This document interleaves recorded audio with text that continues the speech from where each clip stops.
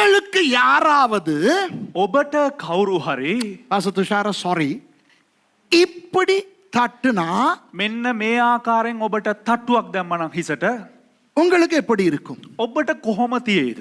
If anyone comes to you and does this to your head, how would you feel?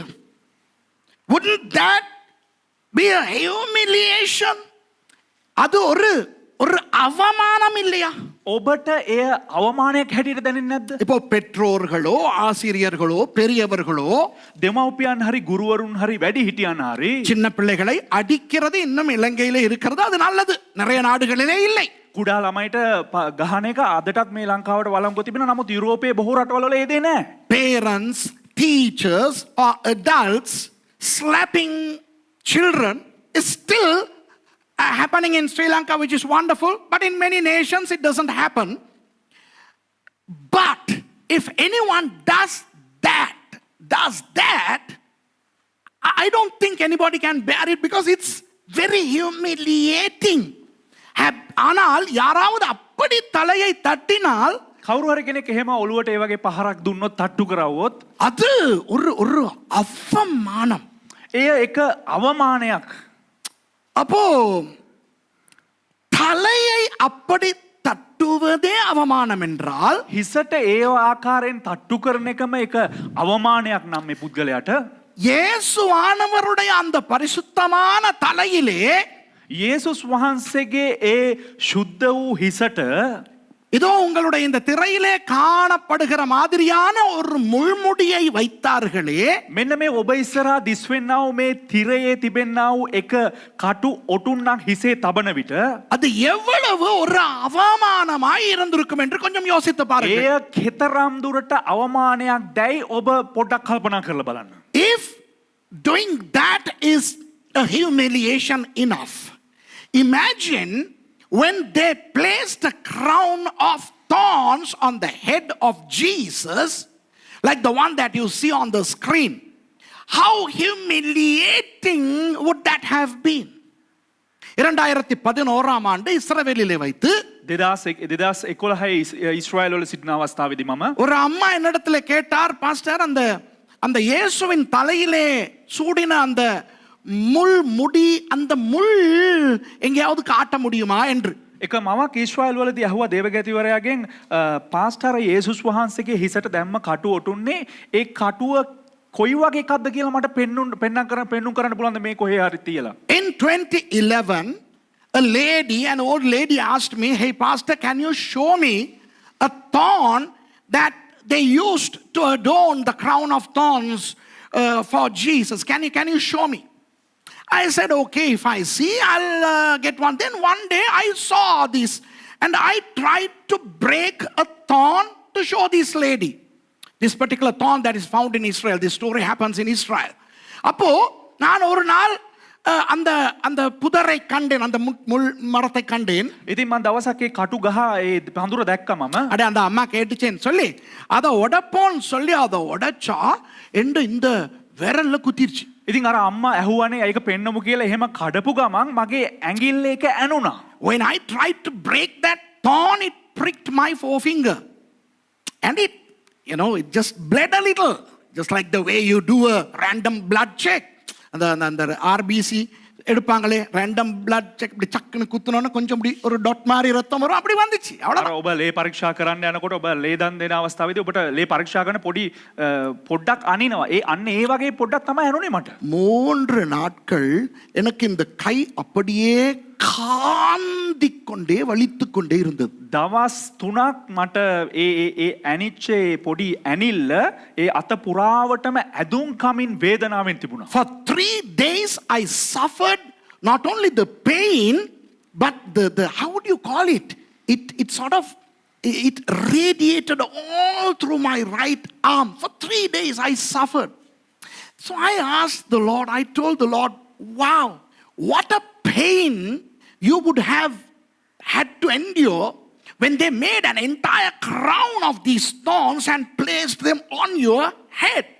அப்போ நான் ஆண்டவரிடத்துல சொன்னேன், ඉතින් මම දෙවියන් වහන්සේ ඉදිරියේ උන්වහන්සේට කිව්වා நாதா, ස්වාමිනී இந்த முட்களாலே உங்களுக்கு ஒரு கிரீடத்தையே செய்து தலையிலே அமுக்கும் பொழுது எவ்வளவு வலித்திருக்கும் என்று. මේ කටුවලින් ඔටුන්නක් හදලා ඔබගේ හිස මත දමන අවස්ථාවේදී එය කෙතරම් වේදනාවක් ඔබට ගෙන දෙන්න ඇද්ද?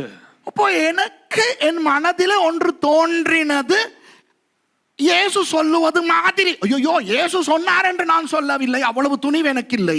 ඉතින් මේක යේසුස් වහන්සේ කිව්වා කියලා මම කියන්නේ මට එතරම් ධෛර්යයක් නැහැ එහෙම යේසුස් වහන්සේ කිව්වා කියලා කියන්න.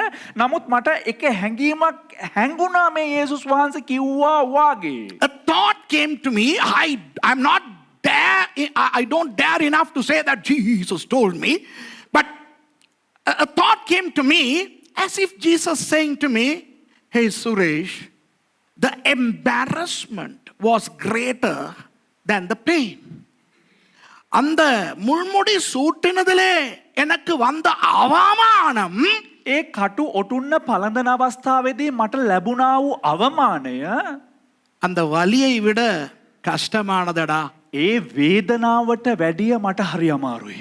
இப்படி ஒரு ஒரு ஒரு எண்ணம் எனக்குள்ளே வந்தது. මෙන්න මේ ආකාරයේ සිතුවිල්ලක් මා තුල පැමිණියා. இந்த செய்தியை நீங்கள் கேட்கும் பொழுது මේ පණිවිඩය ඔබ අහන විට உங்களுக்கு அதனுடைய அர்த்தம் புரிய போகிறது. ඔබට එහි අර්ථය වැටහෙන්න යනවා. When you listen to this message, you are going to understand the meaning of that little statement. The crown of thorns on the head of Jesus was much more embarrassing than being painful. இயேசுவின் தலையில் சூட்டப்பட்ட அந்த முள்முடி, යේසුස් වහන්සේගේ හිසේ පළඳනු ලැබුවා වූ ඒ කටු ඔටුන්න அதனால் வருகின்ற அந்த வலியை விட அவமானம் நிறைந்தது. ඒයින් පැමිණෙනා වූ වේදනාවට වැඩිය අවමානය තමා වැඩි. ஆகவே இன்று நான் உங்களுக்கு முள் என்ற தலைப்பிலே பேச போகிறேன். ඒ නිසා මම ඔබලාට අද කටු කියනා වූ මාතෘකාවෙන් கதா කරන්න යනවා. நான் அந்த எபிரேய சொல்லை சொல்லுவேன். பாஸ்டர் துஷார் நீங்க சொல்லக்கூடாது, நீங்கள் யாரும் அதை உச்சரிக்க கூடாது. හෙබ්‍රෙව් ඒ වචනය පාස්ටර් උච්චාරණය කරන්න යනවා. ඉතින් මටත් ඒකට අවසර නැහැ. මේක අහන කිසිම කෙනෙකුටත් ඒකට අවසරය නැහැ. ஸ்கிரீன்லயும் நான் அதை போடல, நான் கிரீக்கை மட்டும் போட்டேன். ஸ்கிரீன்ல போடல, கிரீக்கை மட்டும் தான் போட்டேன். ග්‍රීක් භාෂාවෙන් තිරේ මත පමණක් දැම්මා. නෑ, මම හෙබ්‍රව් එක තිරේවත් දැම්මේ නෑ. ඒක ඕනේ නෑ ඔයගොල්ලන්ට. ග්‍රීක් එක විතරක් අපි බලාගමු. Now when I pronounce the Hebrew word, don't dare pronouncing it with me, okay? Even I refrained from putting it up on the screen in Hebrew, but then the Greek is there. In Greek it's akanta. Look. Greek භාෂාවෙන් අකම්තා. முள் என்றால் கிரேக்க மொழியிலே akanta. කටු කියලා කියනකොට Greek භාෂාවෙන් අකම්තා. The Greek word for thorn is akanta. Of course, there are other Greek terms to denote briars, thistles, and sharp objects. But I am going to concentrate only on the word akanta. Okay? இப்போ பல கிரேக்க சொற்களும் பல எபிரேய சொற்களும் இருக்கின்றன பழைய புதிய ஏற்பாடுகளில். පරණ ගිවිසුමේත් ඒ වගේම අලුත් ගිවිසුම තුලත් බොහෝ ග්‍රීක් ඒ වගේම හිබ්‍රෙව් වචන තිබෙනවා. கூரான பொருள், මේ කටු වැනි තියුණු දේ ආයුධය அல்லது ஊசி, නැත්තම් මේ ඉදි කටුව அந்த மாதிரியான சொற்களுக்கு பயன்படுத்தப்படுபவை. එවන් අදහසක් ඇති වචන වලට භාවිතා කරන වචන තිබෙනවා. ஆகவே தமிழ் வேதாகமத்திலே அப்படிப்பட்ட சில வார்த்தைகளையும் முள் என்று மொழிபெயர்த்திருக்கிறதை நான் தமிழ் வேதத்திலே கண்டேன். ඉතින් සිංහල භාෂාවේ දෙවගැතිතුමාට දැක ගන්න හම්බෙලා තියෙනවා ඒ කටුව කියන අදහස දෙන වචනයට එකම අර්ථය අදහස දීලා මෙහි පරිවර්තනය කර තිබෙනවා. I have seen in the English versions, different versions of the English Bibles, that various other Hebrew and Greek terms are translated as thorns. But my concern pertains only to the Greek term akanta. ஆனால் என்னுடைய செய்தி அகாந்தா என்று கிரேக்க மொழியிலே சொல்லப்படுகின்ற அந்த முள்ளை பற்றினது. නමුත් මගේ පණිවිඩය මේ අකන්තා කියනා ඒ ග්‍රීක් වචනෙන් තිබෙනා වූ ඒ පණිවිඩය පමණයි. ஏனென்றால் ඇයි කිව්වොත් ரெண்டு காரணங்கள். කාරණා දෙකක්. Two reasons. முதலாவது காரணம், පළවෙනි හේතුව இயேசுவின் தலையில் அவர்கள் சூட்டின அந்த முள் முடிக்கு பயன்படுத்தின அந்த முள், அகந்தா என்று கிரேக்க மொழியிலே சொல்லப்பட்டிருக்கிறது. යේසුස් වහන්සේගේ හිසේ පළඳනු ලැබුවා වූ ඒ කටු ඔටුන්නේ කටුවට ග්‍රීක් භාෂාවෙන් සඳහන් කරන්නේ අකන්තා කියා. Reason number one, the word that is used to denote the thorns that have been used for the crown of thorns on Jesus' head happens to be akanta. Okay? Now, that word in Hebrew is அந்த சொல் எபிரேய மொழியிலே එය Hebrew භාෂාවෙන් ඒ වචනය courts. இதற்கு மேல அந்த வசனத்தை சொல்ல மாட்டேன். මේට එහා මම ඒ වචනය උච්චාරණය කරන්නේ. அந்த சொல் ඒ වචනය பழைய ஏற்பாட்டிலே 12 தடவை மாத்திரமே வருகிறது. පරණ ගිවිසුම තුල නැත්නම් පෙර ගිවිසුම තුල 12 වතාවක් පමණයි ඒ වචනය දිස් වෙන්නේ. That word comes only 12 times in the Tanakh or the Hebrew Bible or the Old Testament. And today I'm going to show you all of those 12 verses and explain. அந்த 12 வசனங்களையும் உங்களுக்கு காண்பிக்க போகிறேன். ඒ වචන 12ම ඔබලාට පෙන්눔 කරලා ඒ දේ විග්‍රහ කරන්න යනවා. அது புதிய ஏற்பாட்டிலே එය අලුත් ගිවිසුම තුල ஒரு 5 இடங்களிலே வருகின்றது. ස්ථාන 5ක පමණ අපිට දකින්න පුළුවන්. The same word in Greek in the New Testament appears 5 times. Wait and see, I'm going to explain those also. அவற்றையும் உங்களுக்கு இன்றைக்கு காண்பிக்க போகிறேன். ඒ පිළිබඳවත් ඔබලාට පෙන්눔 කර දෙන්න යනවා. அதிலே முதலாவது ஸ்லைட போடுங்க. එයින් ප්‍රථම ස්ලයිඩ් එක දාන්න. But the first thing that I want to show is Anith ஸ்லைடுக்கு தான் ஐயா. This is our key verse. இதுதான் இன்றைய பிரசங்கத்தின் முக்கியமான வசனம். මේ තමයි අද දේශනාවේ වැදගත් වූ යතුරු පදය. யோவான் 19வது அதிகாரத்துக்கு திருப்பிக் கொள்ளுங்கள். යොහාන් 19 වෙනි පරිච්ඡේදයට පෙරලා ගන්න. இயேசுவை சிலுவையிலே அறையப் போகிறார்கள். යේසුස් වහන්සේව කුරුසපත් කරන්න යනවා. Turn with me to John chapter 19, and they are now going to crucify Jesus. Now we are not going to delve too much of time into discussing what transpired during the arrest and the crucifixion of Jesus. இயேசுவை கைது செய்தது, அவரை சிலுவையில் அறைந்தது, இவற்றை குறித்து அதிக நேரத்தை நாம் செலவழிக்க போவதில்லை. යේසුස් වහන්සේව අත්අඩංගුවට ගැනීම, උන්වහන්සේ කුරුසේ මරණු ලැබීම මේ සියලු දෙයක් පිළිබඳව විග්‍රහ කරන්න යන්නේ නැහැ. இப்போ பிலாத்துவினிடத்திலே இயேசுவை கடைசியாக கொண்டு வந்து விட்டார்கள். අවසාන වතාවට පිලාත් ගාවට යේසුස් වහන්සේව රැගෙන ආවා. Finally they have brought Jesus to Pilate, the Roman representative in Judea. ரோம அரசர்கள், அது ரோம ராஜ்யத்தினுடைய பிரதிநிதியினிடத்துக்கு கொண்டு வந்து விட்டார்கள். රෝම අධිරාජ්‍යයේ නියෝජිතවරයා ගාවට කැඳගෙන ආවා යේසුස් වහන්සේ. 19வது அதிகாரம் முதலாவது வசனம் சொல்லுகிறது. 19 වෙනි පරිච්ඡේදයේ පළවෙනි පදය මෙන්න මෙහෙම කියනවා. John chapter 19 and verse 1 says, அப்பொழுது பிலாத்து இயேசுவை பிடித்து வாரினால் அடிப்பித்தான். එවිට පිලාත් යේසුස් වහන්සේට තැලෙව්වේය. Then Pilate therefore took Jesus and scourged him. இதோ நமது வசனம், இரண்டாவது வசனம். මෙන්න දෙවෙනි පදය අපේ පදය. Now let's talk about our verse. Verse 2. போர்ச்சேவகர் முள்ளுகளினால் ஒரு முடியை பின்னி அவர் சிரசின் மேல் வைத்து சிவப்பான ஒரு அங்கியை அவருக்கு உடுத்தி හේවායෝද කටුවටුන්නක් ගොතා උන්වහන්සේගේ හිසේ තබා රත්නිල් වස්ත්‍රයක් උන්වහන්සේට පළඳවා. And the soldiers plaited a crown of thorns and put it on his head, and they put on him a purple robe. யூதருடைய ராஜாவே வாழ்க என்று சொல்லி அவரை கையினால் அடித்தார்கள். යුදෙවරුන්ගේ රජුරුවනි සුභ සුද්ධ වේවා කියා උන්වහන්සේට අතුල් පහර ගැසුවෝය. And said, Hail, the King of the Jews! And they smote him with their hands. இந்த வாரினால் அடித்த கதை இன்று நமக்கு வேண்டாம். මේ කසෙන් ගහපු එක අද අපිට අවශ්‍ය නැහැ. That Jesus was lashed. I mean, that we don't need to talk about that today. And the purple robe, we are not going to talk about that. சிவப்பான அங்கி வேண்டாம். රත්නිල් වස්ත්‍රය ගැනත් අද අපිට අවශ්‍ය වන්නේ නැහැ. இன்று நமக்கு தேவை என்ன? නමුත් අද අපිට වැදගත් වෙන්නේ කුමක් දන්නවද? போர் சேவகர் முள்ளுகளினால் ஒரு முடியை பின்னி அவர் சிரசின் மேல் வைத்து. හේවායෝ කටුවලින් ඔටුන්නක් සාදා ඒක උන්වහන්සේගේ හිස මත තැබූ දේ. The soldiers plaited a crown of thorns and put it on his head. Now I'm going to unravel the mystery behind this verse, this little statement.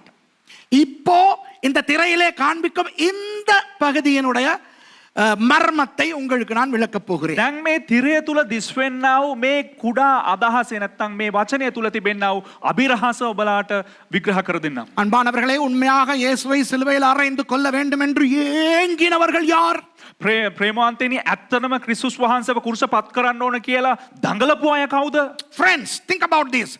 Who craved to see Jesus crucified? The Jews, யூதர்கள். යුදෙව්වන්. ஆனால் இங்கே அந்த முள்முடியை உண்டாக்கினவர்கள் யூதர்களா? නමුත් මේ කටුවටුන්න හදපු අය යුදෙව්වන්ද? Was it the Jews who plaited the crown of thorns? No, இல்லை. பிரதான ஆசாரியனுடைய தலைமையில் தான் இயேசு கைது செய்யப்பட்டார், விசாரிக்கப்பட்டார் எல்லாம். ප්‍රධාන පූජකයා කටුකොටගෙන තමයි යේසුස් වහන්සේව අත්අඩංගුවට ගත්තේ. ඒ වගේම යේසුස් වහන්සේගෙන් ප්‍රශ්න කරනු ලැබුවේ. It was the high priest who was instrumental in the arrest and the death of Jesus. Was it the high priest who plaited the crown of thorns? பிரதான ஆசாரியனா இந்த முள்முடியை செய்து சூட்டினான்? இல்லை. ඉතින් උත්තම පූජකයාද මේ කටුවටුන්න හදලා ඒ කටුවටුන්න යේසුස් වහන්සේට පළඳිනු ලැබුවේ. Was it the high priest who was instrumental in this crown of thorns? No. Or was it the general populace who said, crucify him, release unto us Barabbas? எங்களுக்கு பரபாசை விடுவியும். பரபாஸ் ரிலீஸ் கராண்ட இயேசுவை சிலுவையில் அறையும் என்று பொதுமக்கள் கத்தினார்களே. යේසුස් වහන්සේ කුරුසපත් කරන්න කියලා මේ පොදු ජනතාව කෑ ගැහුවද? අයියෝ, කෑ ගැහුවා දෙයියා. ඔයාගේ බයිබලෙත් තියෙනවා, පස්සේ කියවලා බලන්න. පොදු ජනයා, මිනිස්සු පිලාත් ළඟට ඇවිල්ලා කෑ ගැහුවානේ. යේසුස් වහන්සේව කුරුසියේ අනගහන්න අපිට බරබාස්ව නිදහස් කරන්න කියලා. அந்த பொதுமக்களா இந்த முள்முடியை சூட்டினார்கள்? ඒ පොදු ජනතාවද මේ කටුවටුන්න උන්වහන්සේට පැලැන්දුවේ? Was it that crowd which plaited the crown of thorns? No, இல்லை. නෑ. யார்? කවුද? போர் சேவகர்கள். සොල්දාදුවන්. Then who? The soldiers. So who were the soldiers? யார் அந்த போர் சேவகர்கள்? කවුද මේ සොල්දාදුවන්? ரோம போர் சேவகர்கள். රෝම හේවායන්. It was the Roman soldiers. The world at that time was ruled by the Romans. அந்நாட்கள், அக்காலம் ரோமர்களால் உலகமே ஆளப்பட்டு வந்த காலம். ඒ කාලය ලෝකය පාලනය කරනු ලැබුවේ රෝමානු අධිරාජ්‍ය විසින්. அப்போ ரோம போர் சேவகர்கள் என்றால் யார்? රෝමානු සොල්දාදුවන් කියන්නේ කවුද? சர்வதேச ராணுவம். ඔවුන් සර්වාධිකාරී බලයක් තිබෙන්නා වූ හේවායන්. ஜாத்யந்தர ஹமுதாவ. So the Roman soldiers were the international army, the international police, சர்வதேச போலீஸ். ජාත්‍යන්තර පොලිසිය. இப்போ நீங்கள் ராணுவத்தையோ போலீஸையோ எடுத்தால் දැන් ඔබ හමුදාව හරි නැත්නම් මේ පොලිසිය හරි ගත්තනම් அவர்களுக்கு எல்லைகள் உண்டு. ඔවුන්ට සීමාවක් තිබෙනවා. Now when you talk about soldiers or the police, they have limitations. They have boundaries. இப்போ போலீஸை எடுத்தால் දැන් අපි පොලිසිය ගත්තනම් கலஹா போலீஸ் பிரிவு, தலாத்துவோய போலீஸ் பிரிவு. ගලහා පොලිස් සීමාව තිබෙනවා. ඒ වගේම වසම. වසම තිබෙනවා. තලාතුවේ වසම තිබෙනවා. The Galaha, there is this Galaha police, how do you call it? Police section or sector or whatever. And the Talatuoya police sector. Now we here in Bellwood, we belong to the Galaha police. இப்போ நாம் இந்த பெல்வுடிலே இருக்கிறவர்கள் நமக்கு ගලහා police. දැන් අපි බෙල්ලුඩ් වල ජීවත් වෙන අය අපි අයිති වන්නේ ගලහා පොලිස් වසමට. இங்கே யாரெல்லாம் வருகிறார்கள், யாரெல்லாம் தங்குகிறார்கள் என்ற விவரங்களை நாங்கள் தலாத்துவைக்கும் கண்டிக்கும் கொழும்புக்கும் வேற போலீஸுக்கு போயிட்டு சொல்லிக்கிட்டு இருக்க மாட்டோம். ගලහාவுக்கு தான் சொல்லுவோம். දැන් මෙහි ඇවිල්ලා කවුද නවතින්නේ, කවුද ජීවත් වෙන්නේ, මොනවද සිද්ධ වෙන්නේ දේ තොරතුරු ඇවිත් අපි කවදාකවත් කොළඹට මහනුවර දෙන්නේ නැහැ, තලාතුවට දෙන්නේ. අපි බාර දෙන්නේ ගලහා පොලිසියට. You know the details of who's staying here, who is living here, what's happening here are not given to the Talatuya police or the Colombo police or the Kandy police. Those details are given to our police, which is the Galaha police. இப்போ traffic police எடுத்து பாருங்க. දැන් රථවාහන පොලිසිය ගන්න. அந்தந்த ஏரியாவுக்குள்ள போலீஸ்காரங்க தான் அவங்கள பிடிப்பாங்க. ඒ ප්‍රදේශයට අයත් වූ ඒ පොලිසිය තමයි අත්අඩංගුවට ගන්නේ. When you talk about the traffic police who belong to their limitations, they are the ones who are waiting to catch you. High speed, irakapans, all that. அந்த டபுள் லைன் வெட்டுறது வேகமா வாரது இதெல்லாம் பிடிக்கிறதுக்கு அவங்க தான் இருப்பாங்க. මේ වේගයෙන් යන එක ඒ වගේම ඩබල් ලයින් එක කපලා ඉස්සර කරන එක මේ හැම දෙයක්ම අල්ලන්නේ ඒ පොලිසිය වලට අයත් අය. மாவத்தகமேல அன்னைக்கு நான் ஒரு தப்பு பண்ணேன். මාවතගමේ දා මම වැරද්දක් කරා. குருநாகல වෙන්නේදී என்னைய பிடிச்சது குருநாகல போலீஸ். මාව අත්අඩංගුවට ගත්ත මාව අල්ලගත්තේ මේ කුරුණෑගල පොලිසිය. අත්තඩංගුට අයියෝ ඉදන්නේ ඉර කපනකොට දඩකොල්ල. அன்னைக்கு ஹை ஸ்பீட்ல எங்க போயிட்டு என்னமோ பண்ண யாரோ என்னோட இருந்தா எங்களை பிடிச்சது குருநாகல போலீஸ். விளங்குதா?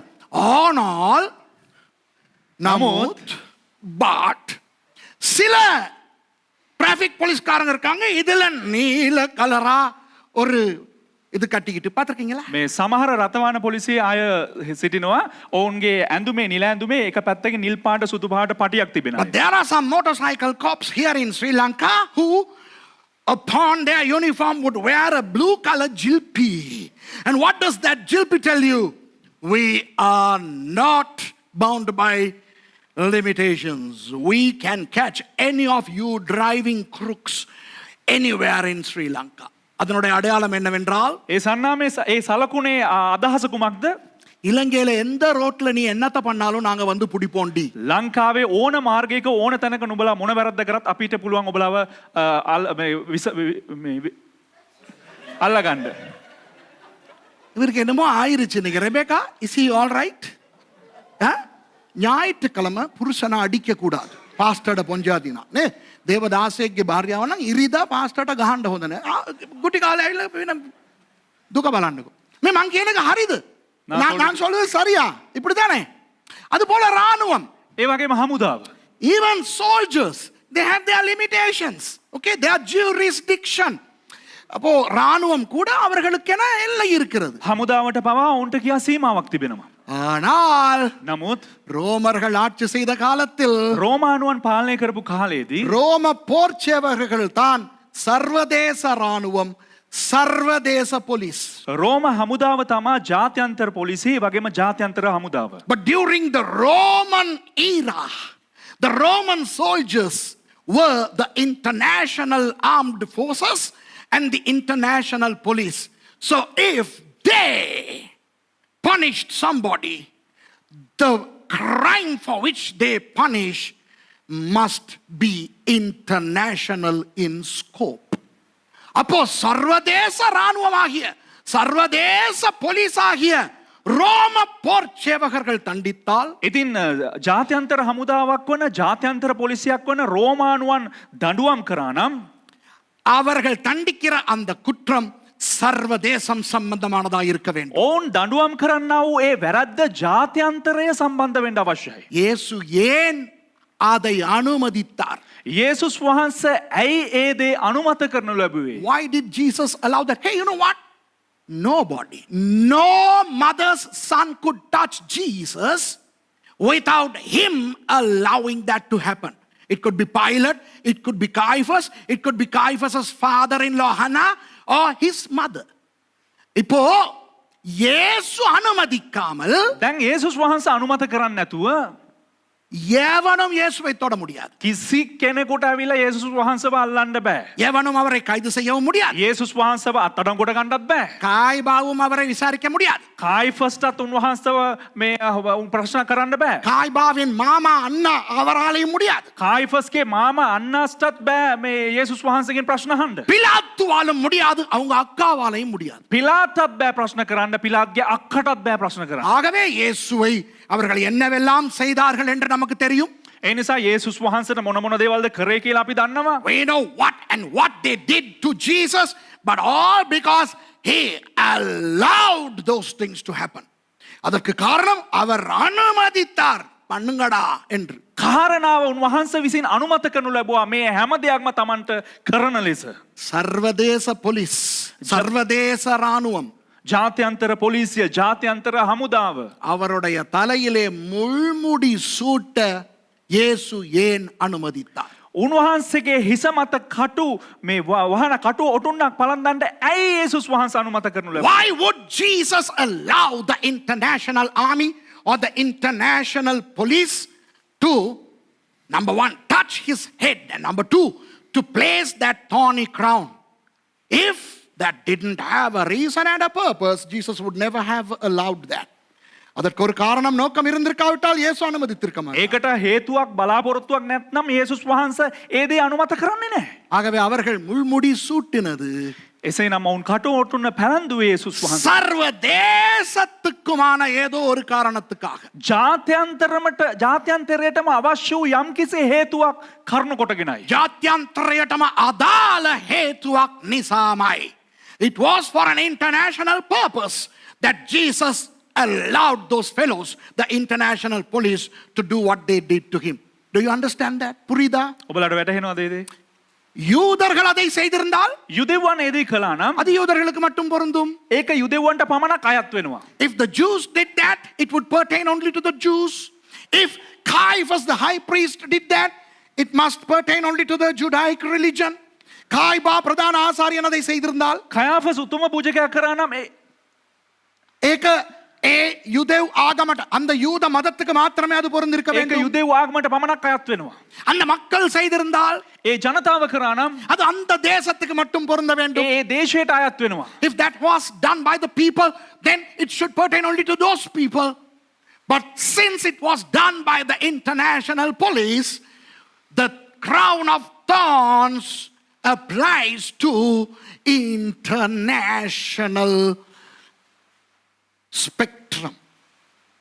சர்வதேச போலீஸ் இதை செய்தபடியினால் ජාත්‍යන්තර පොලිසිය මේ දේ කරපු නිසා அது ඒ දේ சர்வதேசத்துக்கும் பொருந்தும். එය ජාත්‍යන්තරයටම අදාළ වෙනවා. புரியுதா உங்களுக்கு? වැටහෙනවද ඔබලට? இதைத்தான் நான் உங்களுக்கு பேச போகிறேன். මේ දේ පිළිබඳව තමයි මම ඔබලට කතා කරන්නේ. ஆகவே இயேசு ரத்தம் சிந்தினது, அவர் சிலுவையிலே மரித்தது, இதெல்லாம் எப்படி முழு உலகத்துக்கும் பொருந்துகிறதோ, යේසුස් වහන්සේ කුරුසපත් වුණ එක උන්වහන්සේ ලේවගරුපු ඒ සිද්ධිය මුළු ලෝකෙටම කෙසේද අදාළ වුණා වගේ அதே போல இயேசு தலையிலே முடி சூடினதும் எல்லாருக்கும், உங்களுக்கும், எனக்கும், இனி வரும் சந்ததிக்கும், இதுவரை வந்து சென்ற அத்தனை சந்ததிக்கும் எல்லாருக்கும் பொருந்தும். ඉතින් යේසුස් වහන්සේ මේ කටු ඔටුන්න පළඳින එකත් එදා අපිට කලින් ඉපදිලා හිටිය අයත් ඒ වගේම අනාගතයට එන අයටත් ඒ වගේම අද ජීවත් වෙන අපි සියලු දෙනාටමත් අදාළ වෙනවා. Just as Jesus' shedding of his blood, his death on the cross and his resurrection and all those things pertained to all over the world, the entire world, from then to now and even to the world in future, the crown of thorns also applies to everybody, to you, to me, to those who are going to come. So isn't that something very new? How many of you say, woo, I never thought about this, this is new? எத்தனை பேர் சொல்லுவீங்க, நான் அப்படி நினைக்கவே இல்லை, இது புதுசா இருக்குன்னு? கை தூக்கி காட்டுங்க. කී දෙනෙක් හිතනවද අනේ මට මේක වැටුනේ මේ තේරුනේ පුදුම දෙයක් කියලා කී දෙනෙක් කියනවද අතොස්සන්න බලන්න. பாருங்க, இது புதுசா இல்லாம இருக்கிறது ஒரே ஒருத்தருக்கு தான். நீ தூக்குனியா? சரி, சந்தோஷம். දැන් මට මේක පුදුම නැත්te එකම එක්කෙනෙකුට තමයි. வாவ். அப்ப அந்த முள்முடியை பற்றி படிப்போமா? அந்த முள்ளை பற்றி படிப்போமா? දැන් ඒ කටු ඔටුන්න ගැන නැත්නම් ඒ කටුව ගැන අපි ඉගෙන ගනිමුද? So shall we start studying about that thorn?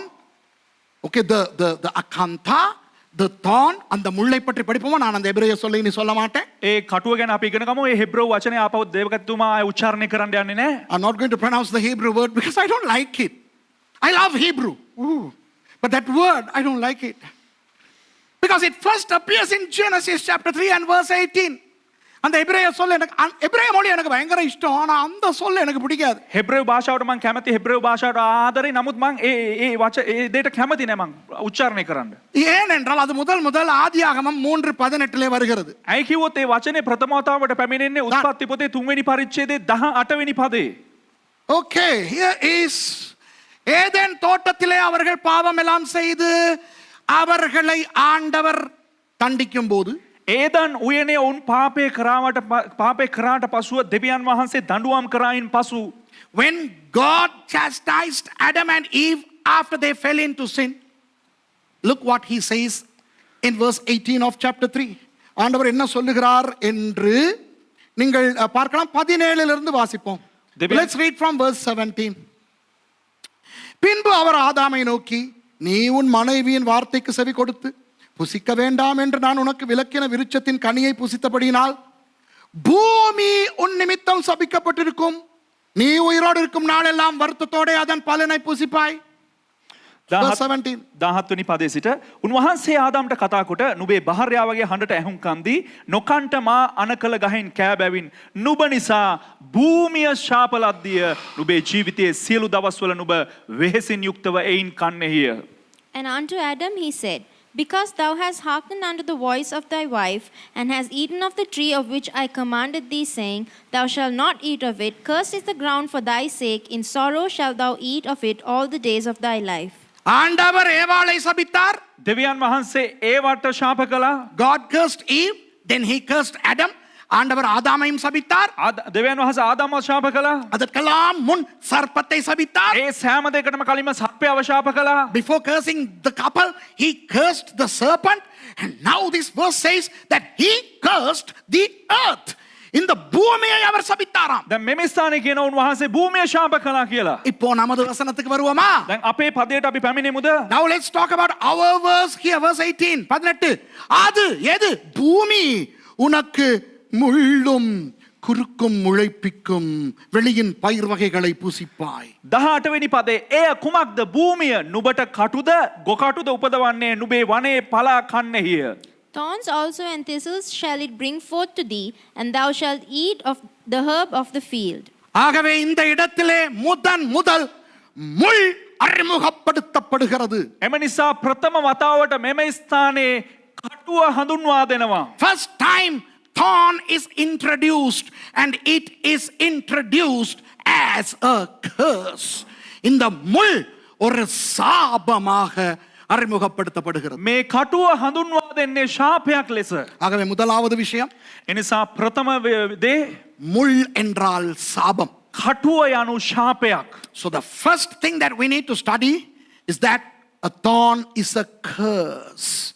Well, you know, sometimes we use thorns to various purposes. Some of them could be good. சில நேரம் முள்ளை சில நல்ல விஷயங்களுக்கு பயன்படுத்துவோம். කටුව අපි බොහෝ සමහරක් අපේ අවශ්‍යතාවයන් වලට හොඳ දේවල් වලට අපි භාවිතා කරනවා. ஏதாவது குத்திருச்சுனா முள்ளை எடுக்கிறோம், முள்ளால எடுக்கிறோம். මොකක් හරි කටුවක් කැණුනා නම් කටුවක් භාවිතා කරනවා ඒ දේ එළියට If ගන්න. something pricks, then we use the thorn to get that. But when we look at it biblically, a thorn means curse. Thorn means curse. வேதத்தின்படி முள் என்பது சாபம். නමුත් බයිබලය අනුව කටුව කියලා කියන්නේ ශාපයක්. இப்போ දැන් யார் சபிக்கப்பட்டது? කවුද මේ ශාපලද්දේ? பூமி சபிக்கப்பட்டது. භූමිය තමා ශාපලද්දේ. The earth was cursed. இயேசு ரத்தம் சிந்தினது எதற்காக? යේසුස් වහන්සේ ලේ වැගිරුවේ කුමක් සඳහාද? மனுஷனுடைய தண்டனையை அனுபவித்து மனுஷனை மீட்க. මනුෂ්‍යයන්ගේ දඬුවම අත්විඳලා මනුෂ්‍යයාව බේරගන්න. Jesus shed his blood to pay for the sins of mankind and to redeem man from the sin. And he wore the crown of thorns to take upon himself the entire curse of the earth. இயேசுவானவர் தலையிலே முள்முடி ஏன் சூடினார் தெரியுமா? යේසුස් වහන්සේ ඇයි දන්නවද කටුවට උන්න හිසේ පනදගත්තේ? முழு உலகத்தின் சாபத்தையும் தன்மேல் சுமப்பதற்கு. මුළු ලෝකයේම ශාපය තමා මත දරා ගන්නා පිණිස. ஹல்லேலூயா. ආමෙන්. இந்த பாவங்களையும் சாபங்களையும் சுமந்தார் என்கிறோமே. අපි අහනවනේ උන්වහන්සේ අපේ පාපේ ශාපේ දරාගත්තා කියලා. We always say he bore our sins and our curses. Well, yes, the sins through his blood, but the curse through that crown of thorns. அவர் தனது இரத்தத்தால் பாவங்களை சுமந்தார். උන්වහන්සේ තමන්ගේ ලේ කර්ණ කොටගෙන පාපේ උන්වහන්සේ දරාගත්තා. சாபங்களை எப்படி அவர் சுமந்தார்? උන්වහන්සේ කෙසේද ශාපයන් උන්වහන්සේ මත දරාගත්තේ? அந்த முள்முடியால். ඒ කටුවට උන්න කර්ණ කොටගෙන. இப்ப புரியுதா உங்களுக்கு? දැන් වැටහෙනවද බලන්න? இது உங்களுக்கு வேண்டுமானால் இப்போ தெரியலாம். මේක දැන් ඔබලාට දන්නවා වෙන්න පුළුවන්. ஏற்கனவே தெரிந்தவர்களும் இருக்கலாம். සමහර විට මේට කලින්ම දැනගත්ත අය ඉන්නත් පුළුවන්. Maybe you already knew this, or maybe this is your first time. But somebody knew this from the beginning, and that was the devil. ஒரு ஆளுக்கு இது நன்றாய் தெரியும் முந்திலிருந்து, அது பிசாசு. නමුත් ආරම්භයේ ඉඳලා එක්කෙනෙකුට දන්නවා මේ ගැන හොඳටම ඒ තමයි යකා. நம்ம எல்லாரையும் விட பயங்கர இறையியலாளன் அந்த பிசாசு. අපි හැමදෙනාටම වැඩිය හොඳටම දේව ධර්මය දන්නේ සාතන්ට. You know, the devil knows better theology than all of us. Not only theology, hermeneutics, homiletics, whatnot. I mean, everything. He knows all these things better than us. Homiletics இருக்கட்டும், hermeneutics இருக்கட்டும், இதெல்லாம் எங்களை விட அவனுக்கு நல்லா தெரியும். හර්මෙනෙටික්ස් වේවා හොමිලිටික්ස් වේවා මේ හැම දෙයක්ම අපිට වැඩිය හොඳට උදන්නවා. 1933 ஆண்டு 1933 அடால்ஃப் ஹிட்லர் என்பவர் ஒரு பிரசங்கம் செய்தார். ඇඩෝෆ් හිට්ලර් කියන පුද්ගලයා එක දේශනාවක් කරා. முழு தேசமுமே அதை ஏற்றுக்கொண்டது. මුළු දේශයන්ම ඒ දේශනාව පිළිගනු ලැබුවා. When Adolf Hitler preached his sermon in 1933, the entire Deutschland fell for it. What a great sermon would that have been. என்ன அருமையான பிரசங்கம். මොකද්ද ඒ තරම් විශිෂ්ට වූ දේශනාව? 1936 ஆண்டு அவர் பிரசங்கிக்கும் பொழுது 1936 ඔහු දේශනා කරන විට பழைய ஏற்பாட்டையெல்லாம் கொண்டு வந்து போர்ட் பேலஸிலே போட்டு எரித்தார்களே. පරණ කිව්සුම් සෑම දෙයක්ම ගෙනලා පෝට් පැලස් වල දවනු ලැබුවානේ. எவ்வளவு அழகான பிரசங்கமா இருந்திருக்கும் அது. එසේනම් ඒ කෙතරම් විශිෂ්ට ගණේ දේශනාවක් විය හැකිද? When he preached in 1936, the entire German populace brought the Old Testament to the Port Palace. Remember the Port Palace demonstration? They burnt the Old Testament. Wow, what a sermon must that have been.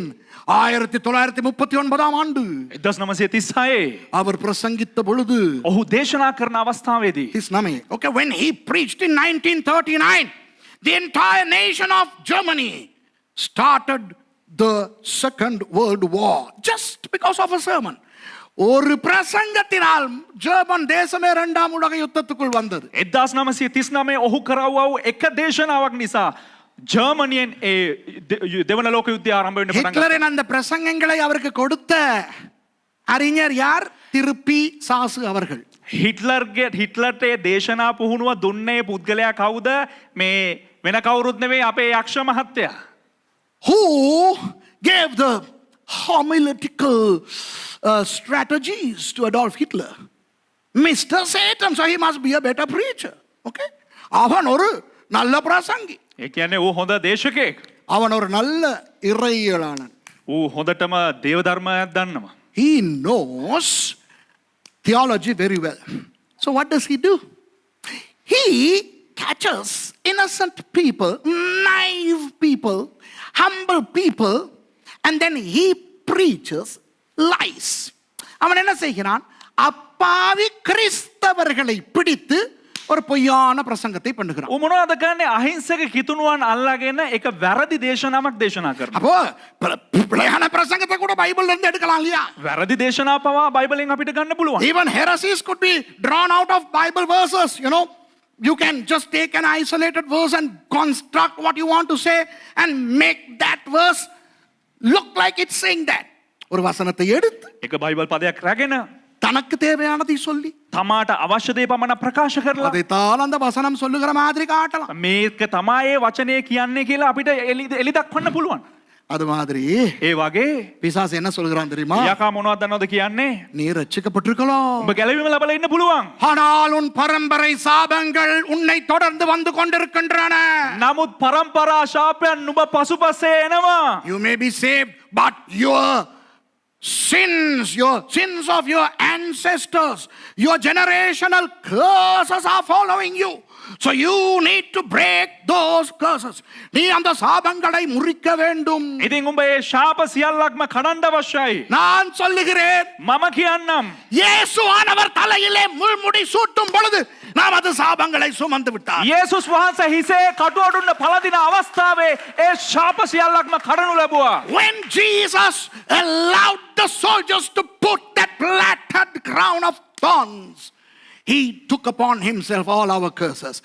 ரட்சிக்கப்பட்டவனுக்கு சாபம் கிடையாது. கருப்பு சாபம், வெள்ளை சாபம், பச்சை சாபம், சின்ன சாபம், பெரிய சாபம், தாத்தா விட்டு சாபம், பரம்பரை சாபம் கிடையாது. எல்லாவற்றையும் இயேசுவானவர் சுமந்து விட்டார். ගැලවීම ලැබපු කිසිම කෙනෙකුට කිසිම ශාපයක් නැහැ. ආදි පුතුන් මිත්තන්ගේ ශාප, නෑදෑයන්ගේ ශාප, අරයාගේ ශාප, මේ ශාප, කළු ශාප, සුදු ශාප, රතු ශාප කිසිම ශාපයක් නැහැ. If you are a saved Christian, no more curses to you. All have been borne by Jesus. And if you continue to try to break those curses even after you have become a Christian, you are dishonoring the crown of thorn which Jesus bore on his head for you. நீங்கள் இன்னும் அந்த சாபத்தை விடாமல் නමුත් තාමත් නුඹේ ශාපය අතරින් නැතුව. அந்த பாஸ்டர் சொல்றாரு இல்லையா, ඒ පාස්ටර් කියනවා. இந்த புத்தகம் சொல்லுது இல்லையா, මේ පොත කියනවා. ஐயோ அது உண்மையிலேயே நடக்கிற மாதிரி இருக்கு இல்லையா අයියෝ ඒක ඇත්තටම වෙනවා වගේ තියෙනවා නේද? என்று நீங்கள் சொல்லிக் கொண்டிருந்தால் එහෙම නුඹ කියාගෙන හිටියානම් இயேசுவானவர் தனது தலையில் சுமந்த அந்த முள் முடியை நீங்கள் அவமதிக்கிறீர்கள். යේසුස් වහන්සේ විසින් තමාගේ හිස මත දරාගත්තා වූ ඒ කටු ඔටුන්න නුඹලා විසින් නිග්‍රහ කරනු ලබනවා. ஜூட் வாங்க. சோ ஆண்டவருக்கு ஸ்தோத்திரம். එම නිසා දෙවියන් වහන්සේට ස්තුති වේවා. அவர் பாவங்களையும் උන්වහන්සේ පාපයත් சாபங்களையும் ආපයත් நமக்காக சுமந்து விட்டார். අපේ උදෙසා උන්වහන්සේ දරාගත්තා. Praise God, Jesus has borne on our behalf not only the sins but also the curses. முள்முடியிலே இயேசுவானவர் உலகத்தின் சாபங்களை சுமந்து கொண்டார். ඒ කටු ඔටුන තුරින් යේසුස් ක්‍රිස්තුස් වහන්සේ මුළු ලෝකෙම සාපය දරාගත්තා.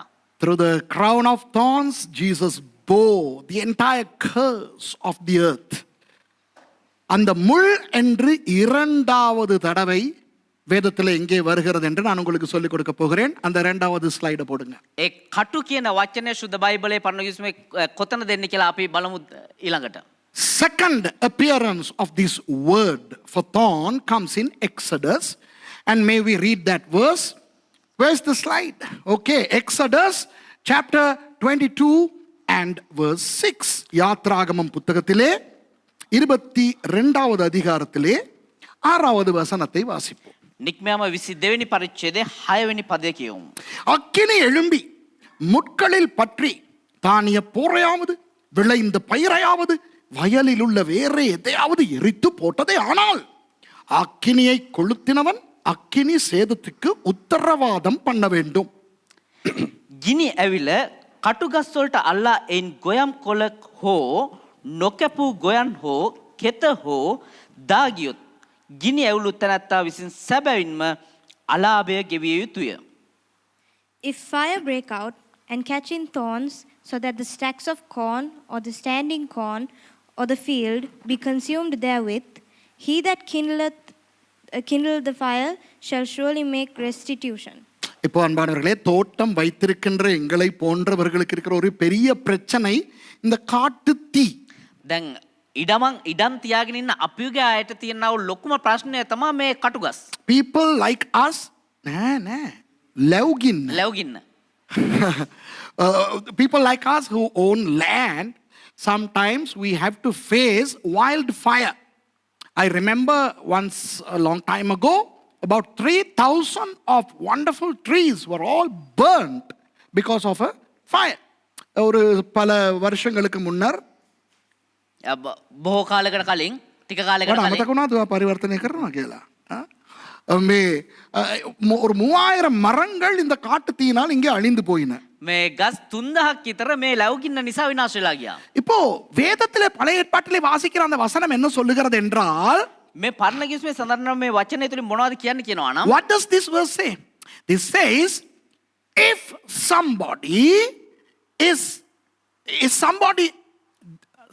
somebody causes loss to somebody else due to fire, யாராவது இன்னொருவருக்கு ஒரு நஷ்டத்தை அக்கினியால் ஏற்படுத்தினால், කවුරු හරි කෙනෙක් තවත් කෙනෙකුට ගින්න කනකොට යම් පාඩුවක් කරා නම් அந்த நஷ்டத்துக்கு இவர் ஈடு செலுத்த வேண்டும்.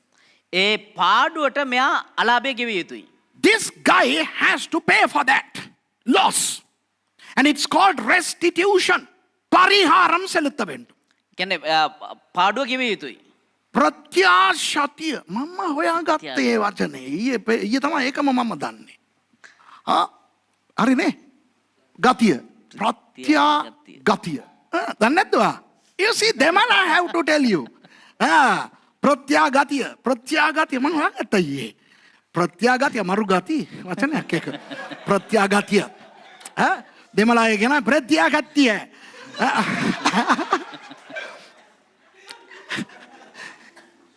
நீங்கள் ஒருவருக்கு நஷ்டத்தை ஏற்படுத்தினால், ඔබ යම් කෙනෙකුට පාඩුවක් සිද්ධ කරා නම් அந்த நஷ்டத்துக்கு நீங்கள் ஈடு செலுத்த வேண்டுமாம்.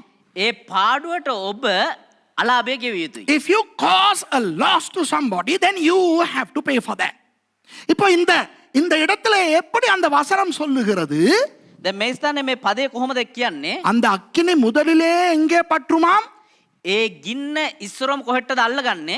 முள்ளிலே பற்றி. பாருங்க வசனத்தை பாருங்க, முள்ளிலே தான் பற்றுதான். කටුගස් වලට ඉස්සරම අල්ලගන්නේ. You know, this verse clearly says that the fire breaks out and catches in thorns. So the thorn is the first place where the fire is going to catch. Now that's symbolical. இது ஒரு அடையாளம். මේක එක සලකුණු සංකේතයක්. நீங்கள் எந்த விதத்திலாவது யாருக்காவது அந்த நஷ்டத்தை ஏற்படுத்தினால், ඔබ යම් කෙනෙකුට මොනම හෝ ආකාරකින් යම් පාඩුවක් සිද්ධ කරා නම් அதனுடைய ஆரம்பம் முள் என்று அடையாளமாய் சொல்லப்பட்டிருக்கிறது. ඒකට ආරම්භය ලබන්නේ කටු කියන දෙයෙන් පෙන්වන්නේ. කටු කියලා පෙන්වන්නේ. If you cause a loss to somebody on anything, the commencement of which happens to be thorn, that's symbolical. இப்போ ரட்சிக்கப்படுவதற்கு முன்பு நம்மால் எத்தனை பேருக்கு எத்தனை நஷ்டங்கள்? දැන් අපි ගැලීම ලබන්ට පෙර අපි කී දෙනෙකුට නම් කොයි තරම් නම් පාඩු සිද්ධ වෙලා Before we got saved, how much of damage must we have caused to many people? ரட்சிக்கப்பட்ட பிறகும் நம்ம நஷ்டம் ஏற்படுத்துறோம்னா அது கொழுப்பு. අපි ගැලීම ලැබුවට පස්සේ යම් පාඩුවක් ලැබුණා ඒක ඇවිල්ලා අපේ තෙල. பாடுவாக் ඇති කරානම්. ඇති කරානම්. If we are causing trouble after we get saved, now that's something else. I'm not talking about that. I'm talking about our pre-Christian life. ரட்சிக்கப்படுவதற்கு முன்பு நாம் வாழ்ந்த வாழ்க்கையை பற்றி பேசுகிறோம். අපි ගැලීම ලබන්ට පෙර ජීවත් වුණා ඒ ජීවිතය ගැන කතා කරා. என்னை எடுத்துக்கொண்டால் දේවදාසගේ ජීවිතය ගත්තා නම් ரட்சிக்கப்படுவதற்கு முன்பு என்னால் எத்தனையோ பேருக்கு நஷ்டங்கள் நடந்திருக்கின்றன. ගැලීම ලබන්ඩ කලින් මන් නිසා බොහෝ දෙනෙකුට කී දෙනෙක්දෝ දෙනෙකුට පාඩු ලබලා තියෙනවා. I have caused a lot of problems and damages to people before I got saved. To my parents, to my siblings, to the society, to many people. என்னுடைய பெற்றாருக்கு මගේ දෙමව්පියන්ට எவ்வளவோ மனவேதனை, எவ்வளவோ நஷ்டம், කොච්චර සිත් වේදනාද කොච්චර පාඩුද எவ்வளவோ அவமானம், කොච්චර අපහාසයන්ද எத்தனையோ பேருக்கு எத்தனையோ நஷ்டங்கள், எத்தனையோ இழப்புகள். කීයක්දෝ දෙනෙකුට කොච්චරදෝ පාඩුකම් කොච්චරදෝ අපහාස அவை எல்லாவற்றையும் ஈடு செய்யவும் முடியாது. ඒ හැම දෙයකටම මේ පාඩුව ගෙවන්නත් බෑ. No, you cannot pay a lot of those things off. I mean, some of those people are dead already. நிறைய பேர் செத்தே போய் விட்டார்கள். බොහෝ දෙනෙක් මැරලා ගිහිල්ලා. அப்ப எப்படி அதையெல்லாம் ஈடு செய்வது? එහෙනම් එතකොට කොහොමද ඒගොල්ලන් පාඩුව ගෙවන්නේ? நம்மால் ஈடு செய்ய முடியாத அந்த நஷ்டங்களை நமக்காக ஆண்டவராகிய இயேசு ஈடு செய்து அந்த நஷ்டத்தை தன் தலையின் மேலே சுமந்து விட்டார். අපිට ගෙවන්න බැරි ඒ පාඩුවන් යේසුස් ක්‍රිස්තුස් වහන්සේ කටුනොටන කොටගෙන ඒ පාඩුව ගෙවා දැම්මා. What we cannot pay off, the restitution that we cannot make was made by Jesus. ஆகவே ரட்சிக்கப்பட்டவர்களுக்கு மாத்திரம் சொல்லுகிறேன். ඒ නිසා ගැලීම ලැබුවා වාට විතරක් කියන්නම්. This I am saying only to those of you who are saved.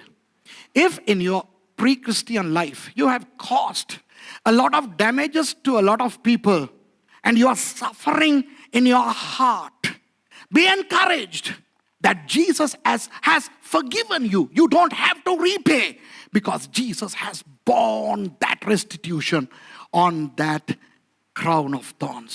ரட்சிக்கப்பட்டவர்களே, ගැලීම ලැබුවා වායනේ. ரட்சிக்கப்பட முன்பு நீங்கள் ஏற்படுத்தின நஷ்டங்கள், ඒ ගැලීම ලබන්න පෙර ඔබ සිද්ධ කරව ඒ පාඩු அவை உங்களுக்கு திரும்ப திரும்ப வந்து உங்களுக்கு அது ஞாபகமாய் வந்து, ஐயோ நான் அப்படி வாழ்ந்தேனே, ஐயோ நான் இப்படி செய்தேனே, நான் என்ன செய்வேன் என்று நீங்கள் அங்கலாய்த்தால் இனி அது உங்களுக்கு தேவையில்லை. අයියෝ මම මේ විදිහට ජීවත් වුණා නේ, අයියෝ මම මෙහෙම කරානේ කියලා ඒ දේවල් නැවත නැවත ඔබට මතකයට ඇවිල්ලා ඔබට වේදනාවට හිත වේදනාවට පත් කරනවා නම් ඒවා ඒ ගැන ආයෙ දුක් වෙන්න එපා. ஏனென்றால் இயேசு ஆனவர் உங்களுக்கு அதற்கான பரிகாரத்தை அவருடைய தலையிலே முள்முடியிலே சுமந்து விட்டார். ඒ කියනවනේ යේසුස් ක්‍රිස්තුස් වහන්සේ උන්වහන්සේගේ කටු ඔටුන දරාගෙන ඒ දේවල් කියවලා හමාර කරා. இந்த செய்தியை பார்க்கிற எத்தனை பேர் நீங்கள் கொலைகாரர்களாக இருந்தே உண்மையாக நீங்கள் கொலை செய்திருப்பீர்கள் ரட்சிக்கப்பட முன்பு? මේ දේශනාව බලාගෙන ඉන්න සමහර අය ඇත්තටම ඔබ මිනි මරුවෙක් වෙන්න පුළුවන්. Some of you who are listening to this message may have committed real murders before you got saved. I remember when Pastor Monty and I baptized about 32 people at a prison in Gallup, New Mexico. They were murderers. They were on what do you call? They were on death row. Exactly. Thank you. இப்போ ஒரு முறை நானும் pastor மாண்டியும் அமெரிக்காவிலே ஒரு சிறையிலே போய் கைதிகளுக்கு சுவிசேஷம் அறிவித்து அவர்களுக்கு ஞானஸ்நானம் கொடுத்தோம். එක දිනක් දේවදාසයා සහ දේවගති මොන්ටි හිර ගෙදරට ගොස් සිරකරුවන්ට බෞතිස්මය ලබා දුන්නා. அவர்களில் நிறைய பேர் கொலை செய்தவர்கள், மரண தண்டனைக்கு காத்திருக்கிறவர்கள். එන් බොහෝ දෙනෙක් මිනි මරලා මරණ දණ්ඩයෙන් නියම වූවන්. அதுபோல ரட்சிக்கப்படுவதற்கு முன்பு உங்கள் குடும்பங்களுக்கு உங்கள் நண்பர்களுக்கு எத்தனையோ கொலை மாத்திரமல்ல எத்தனையோ நஷ்டங்களை ஏற்படுத்தினவர்கள் நீங்கள் இருக்கிறீர்கள். ඒ වගේම ඔබ බොහෝ දෙනෙක් ගැලවීම ලබන්න පෙර ඔබේ පවුල අයට ඔබේ හිත මිත්‍රින්ට බොහෝ පාඩුකම් සිද්ධ කරලා ඇති පාඩු. Many of you might be suffering in your hearts with that bad retrospection of what you did to people before you became a Christian. Forget it. Jesus has borne that. Hereafter when you remember that, you have to remember the crown of thorns. இதற்கு பிறகு உங்களுக்கு அவை ஞாபகம் வந்தால் මීට පස්සේ ඔබට ඒ දේවල් මතකයට ආවම பிசாசு அவற்றை ஞாபகத்திலே கொண்டு வருவான். යක්ෂයා ඒ දේවල් මතකයට ගෙනෙයි. The devil would bring those things back to your memory. பிசாசு உங்களுக்கு ஞாபகப்படுத்தி உங்களை கவலையில போட என்ன இருந்தாலும் நான் எத்தனை பேரை அழிச்சிருக்கேன். நீங்கள் முள்முடியை ஞாபகப்படுத்துங்கள். යක්ෂයා ඔබට මතකයට ගෙනල්ලා කියයි අයියෝ උඹට කී දෙනෙකුට ඒ පාඩු අලාභ කරලා තියෙනවද කියලා. එතකොට ඒ කටු ඔටුන්න මෙනෙහි කරගන්න. ஆண்டவராகிய இயேசு நமக்கான பரிகாரத்தை தனது தலையிலே அவர் சுமந்து கொண்டார். දෙවියන් වහන්සේ වන්නා වූ යේසුස් ක්‍රිස්තුස් වහන්සේ අපි ගෙවිය යුතු ඒ අලාභය ඒ කටු ඔටුන්න දරාගෙන ගෙවලා හමාර කරා. பரிகாரியாகிய இயேசுவுக்கு நன்றி செலுத்துவோம். ඒ අලාභය ගෙවුවා වූ යේසුස් ක්‍රිස්තුස් වහන්සේට අපි ස්තුති Let's කරමු. thank the Lord for paying our debts. Hallelujah. Let's go to the third time when this word thorn comes in the Hebrew Bible.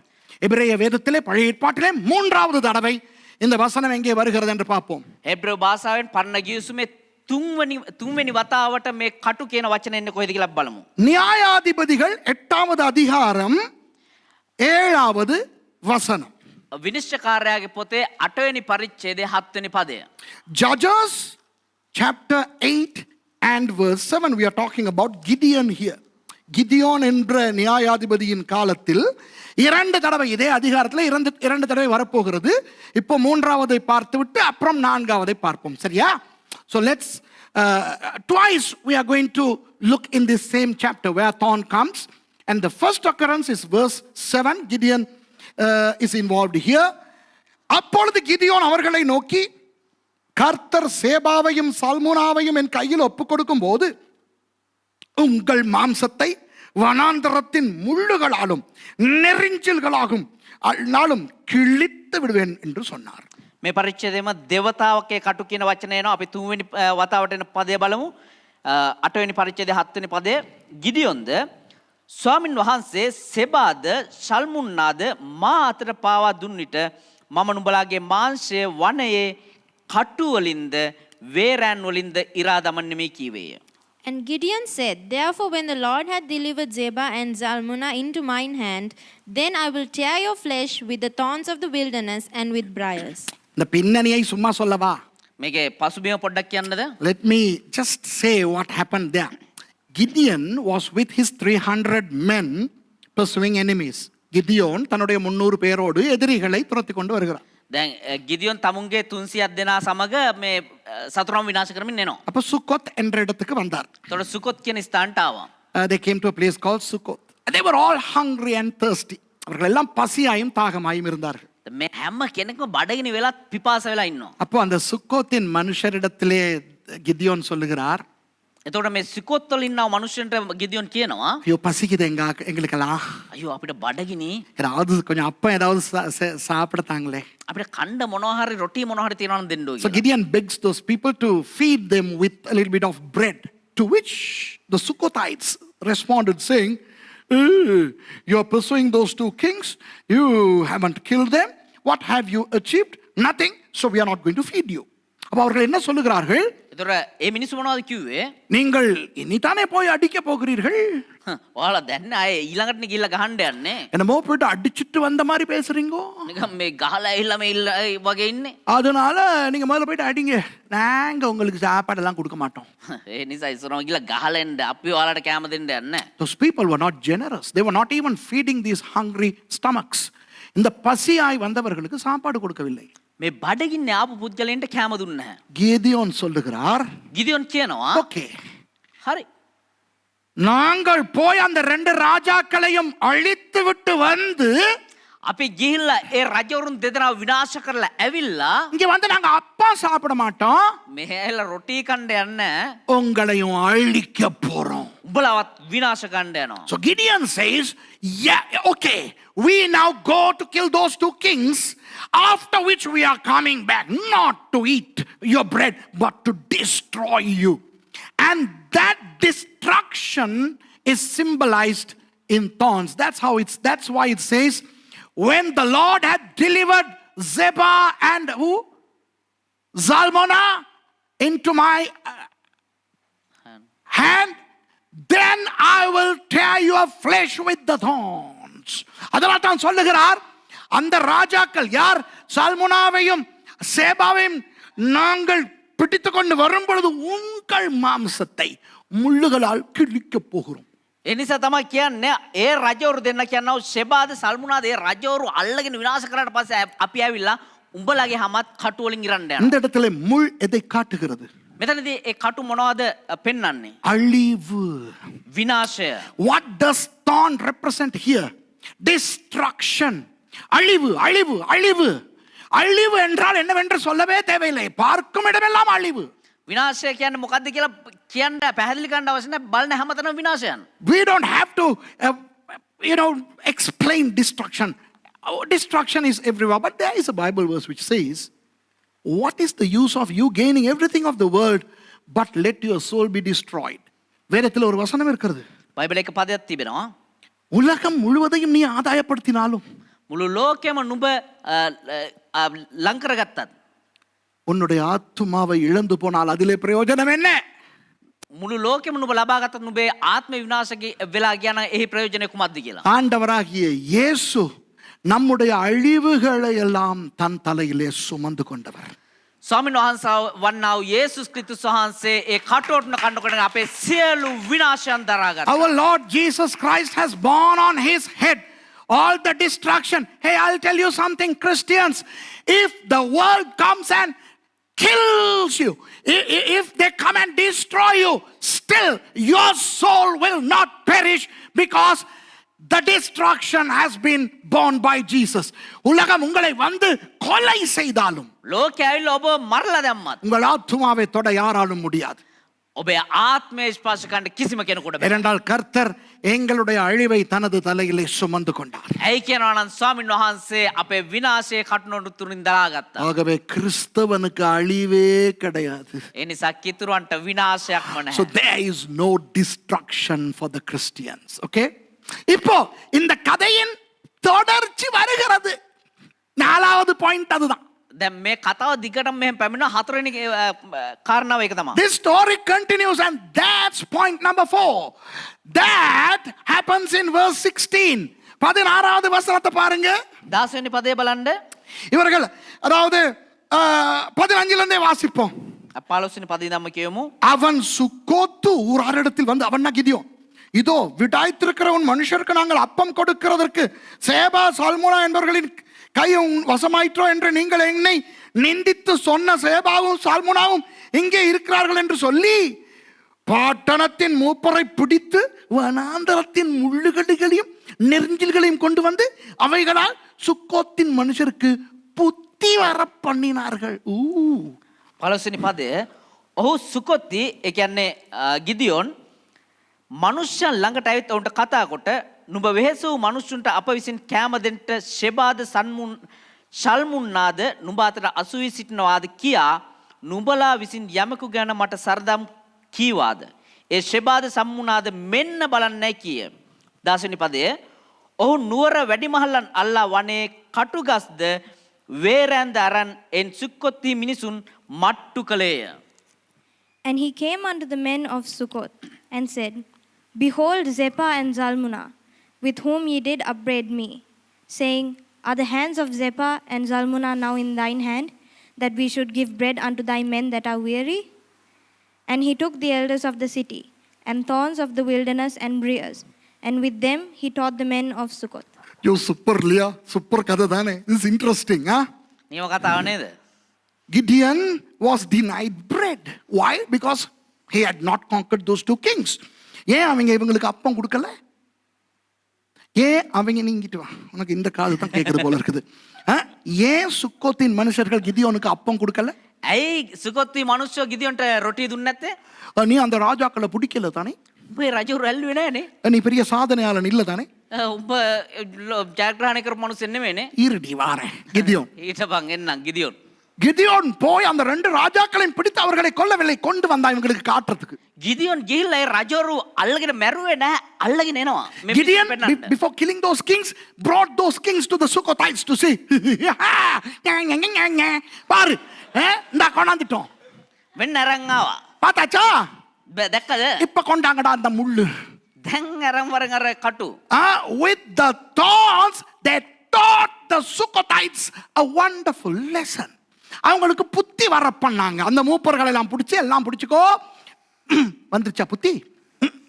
ஐயோ முள்ளால அடிச்சா எப்படி இருக்கும்? උන්ට දැනුමුතු කන් දුන්නාර වැඩිමහල්ලෝ සේරම එක්කන් යන්නilla. කොහොමද? இப்போ பாருங்கள், உலகமே பார்த்து கொண்டிருக்கிறது கிறிஸ்தவர்களுக்கு ஒரு நல்ல பாடத்தை கற்றுக் கொடுக்கணும். දැන් මුළු ලෝකෙම බලන් ඉන්නේ මේ කිතුණුවන්ට හොඳ පාඩමක් උගන්වන්න ඕනේ කියලා. The whole world wants to teach a good lesson to Christians. Why? Because Christians are stupid. ஏனென்றால் கிறிஸ்தவர்கள் முட்டாள்களாம். ඇයි කියනවා නම් කිතුණුව කියන්නේ මෝඩයෝලු. இவ்வளவு நவீன உலகத்துல இன்னும் அந்த கருப்பு புத்தகத்தை பிடிச்சிக்கிட்டு ஆடுறானுங்களாம்.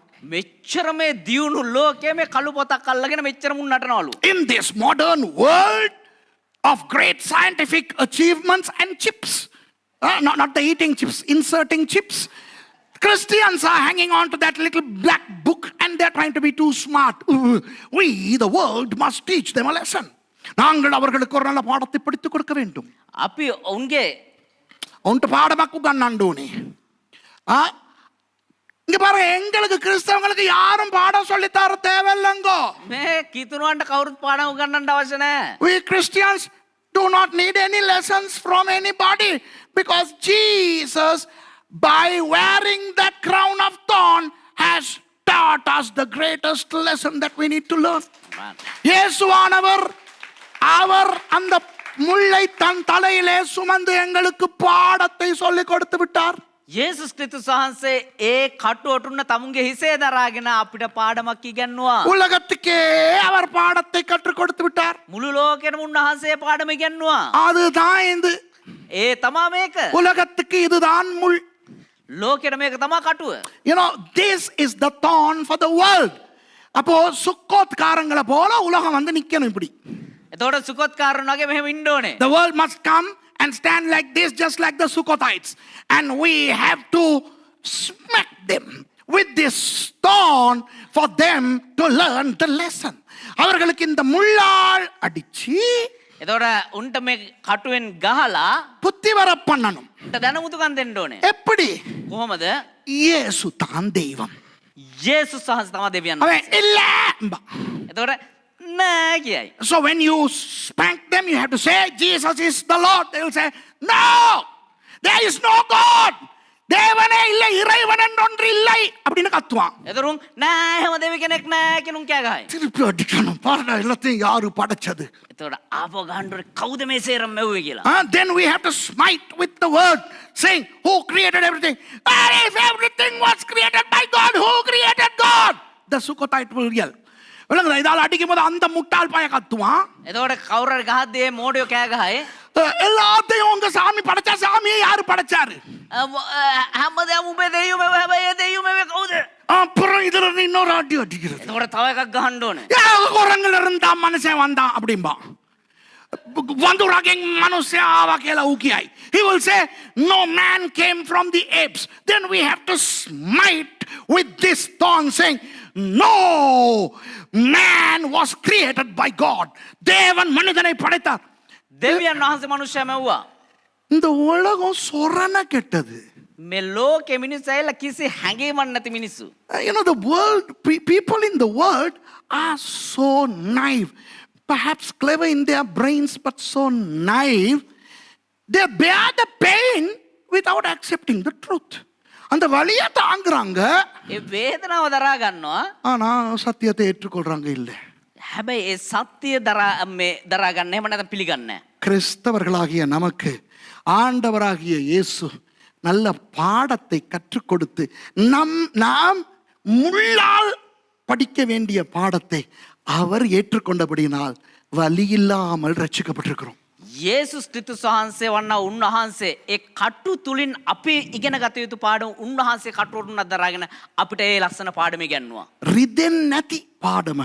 ඒ රිදිල්ල උන්වහන්සේ දරාගෙන වේදනා රහිත ඇදහිල්ල අපිට දීලා තියෙනවා. Jesus bore the pain of that lesson. They were trying to teach him the lesson on our behalf. And he has now given us the word. Praise God for that. Amen. Amen. ஐந்தாவதாக அந்த முள் எங்கே வருகிறது என்றால் போடுங்க. පස්වනුව ඒ මුල් කටු ගැන එන්නේ කොහෙද කියනවා නම් The fifth occurrence is in the last words of David. David was very old and he was going to die. தாவீது வயது போய் அவர் இப்ப சாக போகிறார். දාවිත් රජතුමා වයසට ගිහලා දැන් මැරෙන්න යනවා. இப்போ அவர் சாக முன் சில விஷயங்களை பேசி இருக்கிறார். දැන් ඔහු මැරෙන්න කලින් සමහර කාරණා කතා කරනවා. இவைதான் தாவீதினுடைய கடைசி வார்த்தைகள். මේක තමයි දාවිත් රජතුමාගේ අවසාන වචන ටික. These are the last words of David. Now if you read the first verse it will say these are the last words of David. அந்த 23ஆம் அதிகாரத்தின் முதல் வசனத்தை நீங்கள் வாசித்தால் அதில் சொல்லப்படுகிறது தாவீதினுடைய கடைசி வார்த்தை என்று. ඒ 23 වෙනි පරිච්ඡේදයේ පළවෙනි පදය කියවුවා නම් එහෙම ඒකේ සඳහන් වෙනවා ඒ දාවිත්ගේ අන්තිම පද වචන ටික කියලා. அதில் 6வது வசனத்திலே சொல்லப்பட்டிருக்கிறது. ඒකේ 6 වෙනි පදේ කියනවා verse 6 says பேலியாளின் மக்கள் அனைவருமோ கையினால் பிடிக்கப்படக்கூடாததாய் எறிந்து போடப்பட வேண்டிய முள்ளுகளுக்கு சமமானவர்கள். 2 සාමුවෙල් 23 වෙනි පරිච්ඡේදයේ 6 වෙනි පදය නමුත් සියලු දුර්ජනයෝ අතින් නාල්ලන්නා වූ අහක දමන්නා වූ කටු ගස් වලට සමානය. But the sons of Belial shall be all of them as thorns thrust away, because they cannot be taken with hands. இந்த இப்பொழுது நான் பேச போகும் இந்த செய்திக்கு பிறகு நாங்கள் ஆண்டவரை துதிக்க போகிறோம். අපි මේ දැන් කතා කරනවා පණිවිඩයට පස්සේ දෙවියන් වහන්සේව නමස්කාර කරන්න යනවා. கிறிஸ்தவர்களுக்கு ஒரு கசப்பான உண்மையை ஆண்டவர் சொல்லிக் கொடுக்கிறார். කිතුණුවන්ට ඉතත් හිත වූ සැබෑ දෙයක් දෙවියන් වහන්සේ උගන්වනවා. God is teaching us the Christians a bitter truth. Through who? Through a man called David. தாவீது என்பவர் மூலமாக. දාවිත් රජතුමා කන්නකොට இங்க பாருங்க, தாவீதின் சங்கீதங்களை பாடுகிறீர்கள் அல்லவா? දාවිත් රජතුමා ගීතාවලිය අපි ගායනා කරනවානේ. 72 சங்கீதங்கள் எழுதியிருக்கிறார். 72ක් ලියලා තියෙනවා ගීතිකා. David has written 72 psalms and we use those, don't we? And we really love David, don't we? தாவீதை ரொம்ப நேசிக்கிறோம், அப்படிதானே? අපි දාවිත් රජතුමාට බොහෝසේ ප්‍රේම කරනවා. அவருடைய வாழ்க்கையிலிருந்து நிறைய விஷயங்களை நாம் படிக்கிறோம், அப்படிதானே? එතුමාගේ ජීවිතේ ඉඳලා අපි බොහෝ දේවල් ඉගෙන ගන්නවා. We draw out a lot of lessons from the life of David, don't we? Then we must take into account what he says just before he dies. அவர் சாக முன்பு அவர் பேசுகிற கொடுக்கிற மரண வாக்குமூலத்தை நாம் நம்ப வேண்டும். එතුමා මැරෙන්න කලින් ප්‍රකාශ කරනාවේ මරණයේ ප්‍රකාශයත් අපි පිළිගත යුතුයි. அவர் சொல்லுகிறார், එතුමා කියනවා பேலியாளின் மக்கள், அதாவது தேவனை அறியாதவர்கள், දෙවියන් වහන්සේව දන්නේ නැති තැනැත්තනි, ඒගොල්ලෝ ගැන ඒගොල්ලෝ ගැන ඔක වහලා අයිනෙන් තියන්න, මුල් என்று சொல்லுகிறார். කටු කියලා කියනවා. He says that the people who don't know God are thorns. Now it's very painful for us. நமக்கு இது ஒரு பெரிய வலிக்கிற ஒரு விடயம். මේක අපිට ඉතාමත් වේදනාවක් ගෙන දෙන්නව කාරණාවක්. நம்முடைய உறவினர்களில் தேவனை அறியாதவர்கள் உண்டு. අපේ නෑදෑයෝ තුල දෙවියන් වහන්සේව දන්නේ නැති කට්ටිය ඉන්නවා. We have a lot of relatives of ours who don't know Jesus. We have friends who don't know Jesus. இயேசுவை அறியாத நண்பர்கள் உண்டு. යේසුස් වහන්සේව දන්නේ නැතිව මිත්‍රයෝ ඉන්නවා. தாவீதின் மூலம் ஆவியானவர் சொல்லுகிறார், දාවිත් රජතුමා කන්නකොටගෙන ආත්මයන් වහන්සේ කියනවා அவர்கள் முள். ඒගොල්ලෝ කටු. Through David, God is saying to us that they are thorns. So if you embrace your friend, you are embracing a thorn. It's going to prick you. நீங்கள் முள், ஒரு நண்பரை நீங்கள் அணைக்கும் பொழுது முள்ளை அணைக்கிறீர்கள், அது குத்தத்தான் போகிறது. ඔබ එක මිත්‍රයෙක් එහෙම නැත්නම් දෙවියන් වහන්සේ දන්නේ නැති කෙනෙක් සමීප කරගනිද්දී ඒ කටු තමයි ඔබ එනගන්නේ. ரட்சிக்கப்பட்ட எத்தனை பேர் ரட்சிக்கப்படாதவங்களை லவ் பண்றாங்க, கட்டுறாங்க. ගැලවීම ලැබු කොයිතරම්දෝ දෙනෙක් ගැලවීම ලැබු නැති කට්ටියට ආදරය කරනවද එහෙම නැත්නම් විවාහ කරගන්නවා. How many Christians fall in love or even get married to people who don't know Jesus? Well, they are falling in love with thorns and they are marrying thorns. அவர்கள் முட்களை காதலிக்கிறார்கள், முட்களை திருமணம் செய்கிறார்கள். ඒ කියන්නේ ඔවුන් කටු වලට ප්‍රේම කරනවා එහෙම නැත්නම් කටු විවාහ කරගන්නේ. ரட்சிக்கப்படாதவர்களை மேடையில ஏத்தி ஆர்கன் வாசிக்க வைக்கிறாங்க. ගැලවීම ලැබු නැති කට්ටිය මේ වේදිකාවට ගෙනල්ලා ඕගන් එක ගහන්න දෙනවා. தேவனுடைய ஆராதனையிலே முள்ளு ஆர்கன் வாசிக்குது. දෙවියන් වහන්සේගේ නමස්කාරයේ එක කට්ටක් ඕගන් එක ගහනවා. In some churches, people who don't know Jesus, they play the keyboard on the stage. Hey, thorns are ministering. Crazy. Now this is a bitter truth, but this is a very valuable truth. இது கசப்பான உண்மை, ஆனால் உண்மை. මේක ඊට තිත්ත වූ සැබෑවක්. හැබැයි සැබෑව තමයි මේ. ஆகவே முட்கள் என்று அவர்களை ஒதுக்கி விடாதீர்கள். ඒ නිසා කටු කියන අය අයින් කරන්න එපා. Don't discard them because they are thorns. முள்ளையும் மலராக்க நமது ஆண்டவராகிய இயேசுவால் முடியும். ඒ කටු වලට ඒ කට්ට බව මලක් බවට පරිවර්තනය කරන්න අපේ යේසුස් වහන්සේට පුළුවන්. Our Lord Jesus is able to transform that thorn into a flower. Why? Because Jesus, the flower, bore the thorn on his head. இயேசு என்கின்ற அந்த லில்லி புஷ்பம், அந்த மலர், යේසුස් ක්‍රිස්තුස් වහන්සේ කියනවා ලිලි මල முள்ளை தனது தலையிலே சுமந்தபடியினால் ඒ කටුවට තමුගේ හිසමත් දරාගත් නිසා முள்ளையும் மலராக்க வல்லவராயிருக்கிறார்.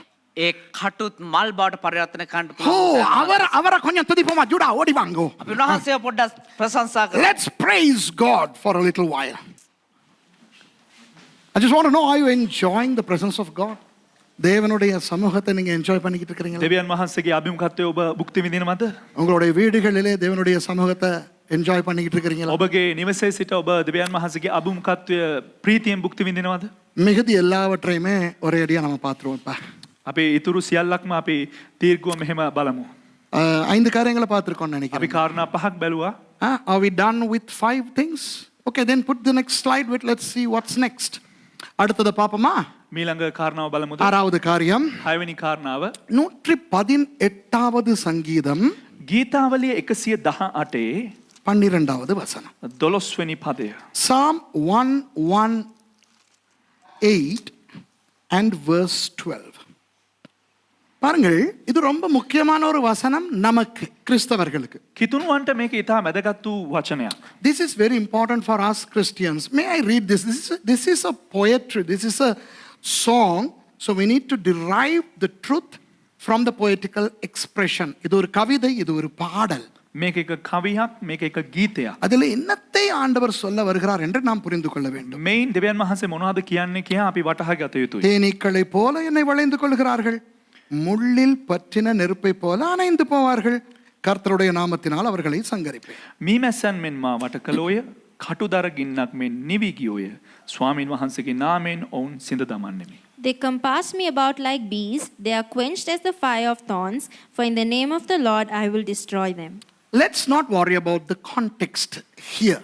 இதனுடைய பின்னணி நமக்கு வேண்டாம். මෙහි පසුබිම අපට අවශ්‍ය නැහැ. தாவீதை எதிரிகள் துரத்தும் போது அவர்களுக்கு என்ன நடக்கும் என்பதை தான் தாவீது பாடுகிறார்.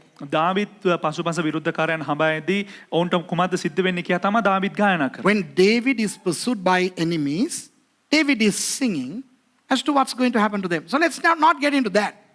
What is intriguing is what he says about the fire and the thorn.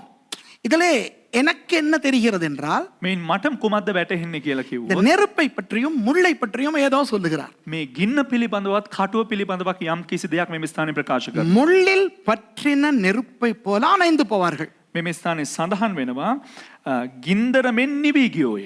නෑ. අර තියෙන්නේ කටු දර ගින්නක් මෙන් නිවි ගියෝය. They are quenched as the fire of thorns.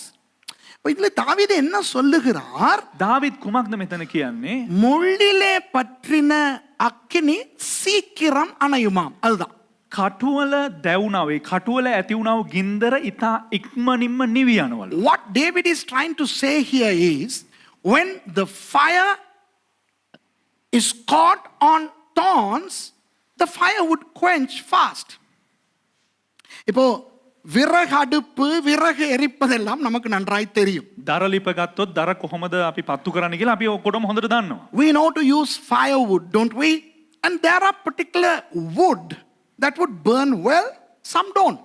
சில வகை விறகுகள் நன்றாய் எரியும், சில வகை விறகுகள் எரியாது. සමහරක් දර වර්ග ඉතා ඉක්මනින්ම දැවෙනවා සමහරක් දර වර්ග ඉක්මනින් දැවෙන්නේ නැහැ. முள்ளில் நெருப்பு சீக்கிரம் பற்றும். කටුවලට ඉතා ඉක්මනින්ම ගිනි දැල්ල යනවා හසු වෙනවා දැවෙනවා. Thorns can burn fast, but then they burn out fast too. அந்த அக்கினி சீக்கிரம் முள்ளில் அணைந்தும் போகும். ඒ වගේම ඒ කටුවල ඇතිවෙන්නා වූ ගින්දර ඉතා ඉක්මනින්මත් නිවි යනවා. கிறிஸ்தவர்களுக்கு அக்கினி என்பது பரிசுத்த ஆவியானவர். ஆமென். කිතුණුවන්ට ගින්දර කියලා කියන්නේ ශුද්ධාත්මයන්න් වහන්සේ. அக்கினியால் ஞானஸ்நானம் கொடுப்பதா இயேசுவானவர் சொன்னாரே. ශුද්ධාත්මයන්න් මේ දෙවියන් වහන්සේ යේසුස් වහන්සේ ප්‍රකාශ කරා ශුද්ධාත්මයන්න් වහන්සේ කනකොට උඹලට ගින්දර බෞතිස්මය ලැබෙනවා කියලා. For us Christians, fire is very important because it symbolizes the Holy Spirit. Jesus said, you shall be baptized in fire. அப்போ அக்கினி என்பது கிறிஸ்தவர்களுக்கு ගින්දර කියලා කියන්නේ කිතුණුවන්ට பரிசுத்த ஆவியானவரை குறிக்கும். ශුද්ධාත්මයන්න් වහන්සේ සංකේතවත් කරනවා. பரிசுத்தத்தை குறிக்கும். ශුද්ධකම සංකේතවත් කරනවා. உற்சாகத்தை குறிக்கும். ඒ වගේම ජොලිතකම සංකේතවත් කරනවා. அக்கினி ஃபயரா இருக்கிறார். ගින්දර වගේ ඉන්නවා. You know, for us Christians, fire means the Holy Spirit, the power, the anointing. Christians are always on fire. They ought to be. They are supposed to be. கிறிஸ்தவர்கள் அக்கினியா இருக்கணும், அப்படிதானே? කිතුණුවන් කියන්නේ මේ ගින්දර වගේ ඉන්න ඕන.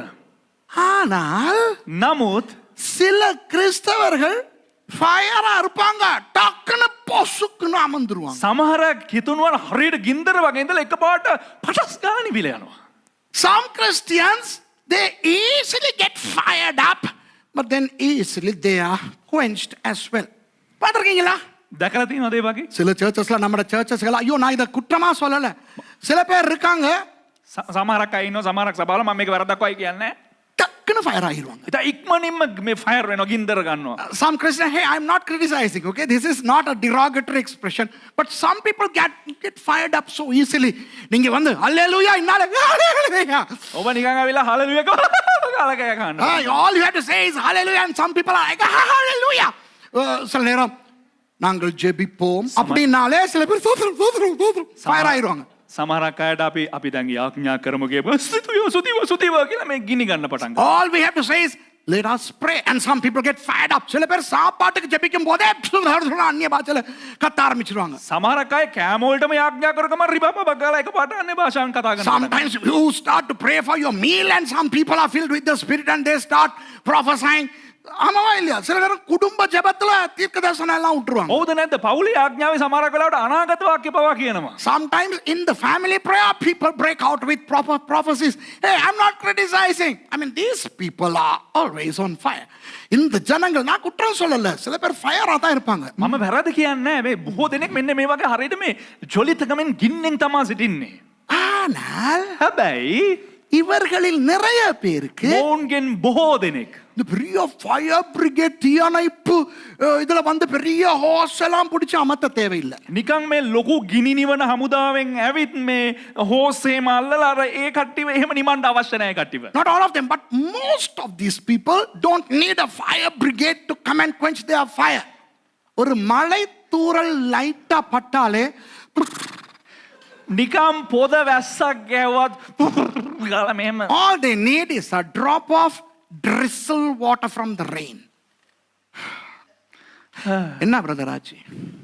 என்ன பிரதர் ஆச்சு? මොකද සහෝදරය இப்ப கொஞ்சத்துக்கு முத ஃபயரா இருந்தீங்க, දැන් ටිකකට කලින් ගින්දර වගේ හිටියා. அடி முழு உலகத்தையும் நெருப்பு வைக்கிற மாதிரி இருந்தீங்க. ඔබ නිකන් හිටියේ මුළු ලෝකෙම ගිනි ගන්න Hey bro, what happened? Hey sister, what happened? A little while ago you were ready to torch the whole world. Now you are என் பிரச்சனை எனக்கு தானே தெரியும். මගේ ප්‍රශ්නේ මටනේ දන්නේ. ஒரு பெரிய டேமேஜ் வந்து வந்த மாதிரி என்னை மூடிருச்சு. இந்த பாருங்க தண்ணி. නිකන් ලොකු මේ ඩෑම් එකක් කඩාගෙන වගේ මාව වහගෙන ගිය බලන්නකෝ. It is as if a huge dam broke and he was submerged by all that dam water. Look at the water. Hey, it's a drop of water. Oh, you don't know. இல்ல கொஞ்சம் தானே தண்ணி. මේ පොඩි පොද වැස්සන්නේ පොඩි බින්දුවක් නේ තියෙන වතුර. இதுக்கா அமர்ந்தீங்க? මේකටද නිමුනේ? Is it for this drop of water that your fire was going? Yeah, but for you, this is a small drop. But for me, it's a dam water. I mean, not the bad dam, real dam water. உங்களுக்கு இது ඔයාට මේක පොඩ්ඩක්ද? எனக்கு தானே தெரியும். It's not Martin Lawrence dam. This is different dam. Okay. Dam. Oh, fluffy. Dam. You know, not that dam. This is water dam. Okay. அப்போ ஆமாவா இல்லையா? හවුද නැද්ද? அப்போ இயேசுவானவர் යේසුස් වහන්සේ அப்போ இது என்ன அந்த முள்ளில பற்றினது மாதிரி இயேசுவானவர் என்ன செய்கிறார்? යේසුස් වහන්සේ මොනවද කරන්නේ මේ කටුවක් දැවුනා වගේ உன்னுடைய முள்ளை எல்லாம் நான் சுமந்தபடியினால் නුඹේ කටු සියල්ලක්ම මා දරාගත්ත නිසා இங்கிலீஷ்ல சொன்னா தான் நல்லா இருக்கும். இங்கிலீஷ்ல சொன்னா தான் நல்லா இருக்கும். ඉංග්‍රීසි කියවන තමයි හොඳට තියෙන්නේ. If I say this in English, it will be nice, but not very nice to some people. So for those of you to who it is not going to be nice, forgive me. So it's my advance apology.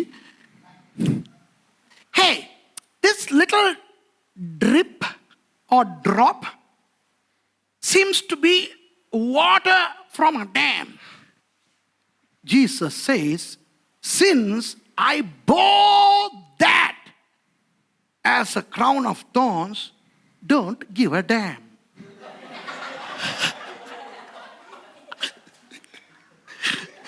அது இங்கிலீஷ்ல மாதிரி தமிழ்ல சொல்லல. You got it right? ඉංග්‍රීසි වගේ එක එච්චර ලස්සනට කියන්න. அதாவது ஏன்டா சும்மா சும்மா அமர்ந்து போற? ඒ කියන්නේ ඇයි මං නිකන් උඹ එක එක වෙලාවට නිමිල යන්නේ? நான் இருக்கிறேன்டா. මම ඉන්නවා බා. எல்லா முட்களையும் உனக்காக தலையில சுமந்த நான் இருக்கும்போது හැම දෙයක්ම මේ මගේ හිසේ මම දරාගත් අවස්ථාවේදී உன் மேல தண்ணியே வந்து டேம் மாதிரி விழுந்தாலும் උඹ මතට මේ වතුර ගඟක්ම ගලාගෙන උඹ හිස මතට වැටුණා. சுனாமி பேரலையாக உன்மேல் வந்தாலும் සුනාමි රළ පිටින් උඹට ආවත් உன் முட்களை சுமர்ந்த நான் இருக்கிறேனடா. හැබැයි උඹේ ඔය කටු උස්සන්න මම ඉන්නවා. Jesus is saying it doesn't matter if you are submerged by a tsunami wave. I am there. I baptized you with the fire.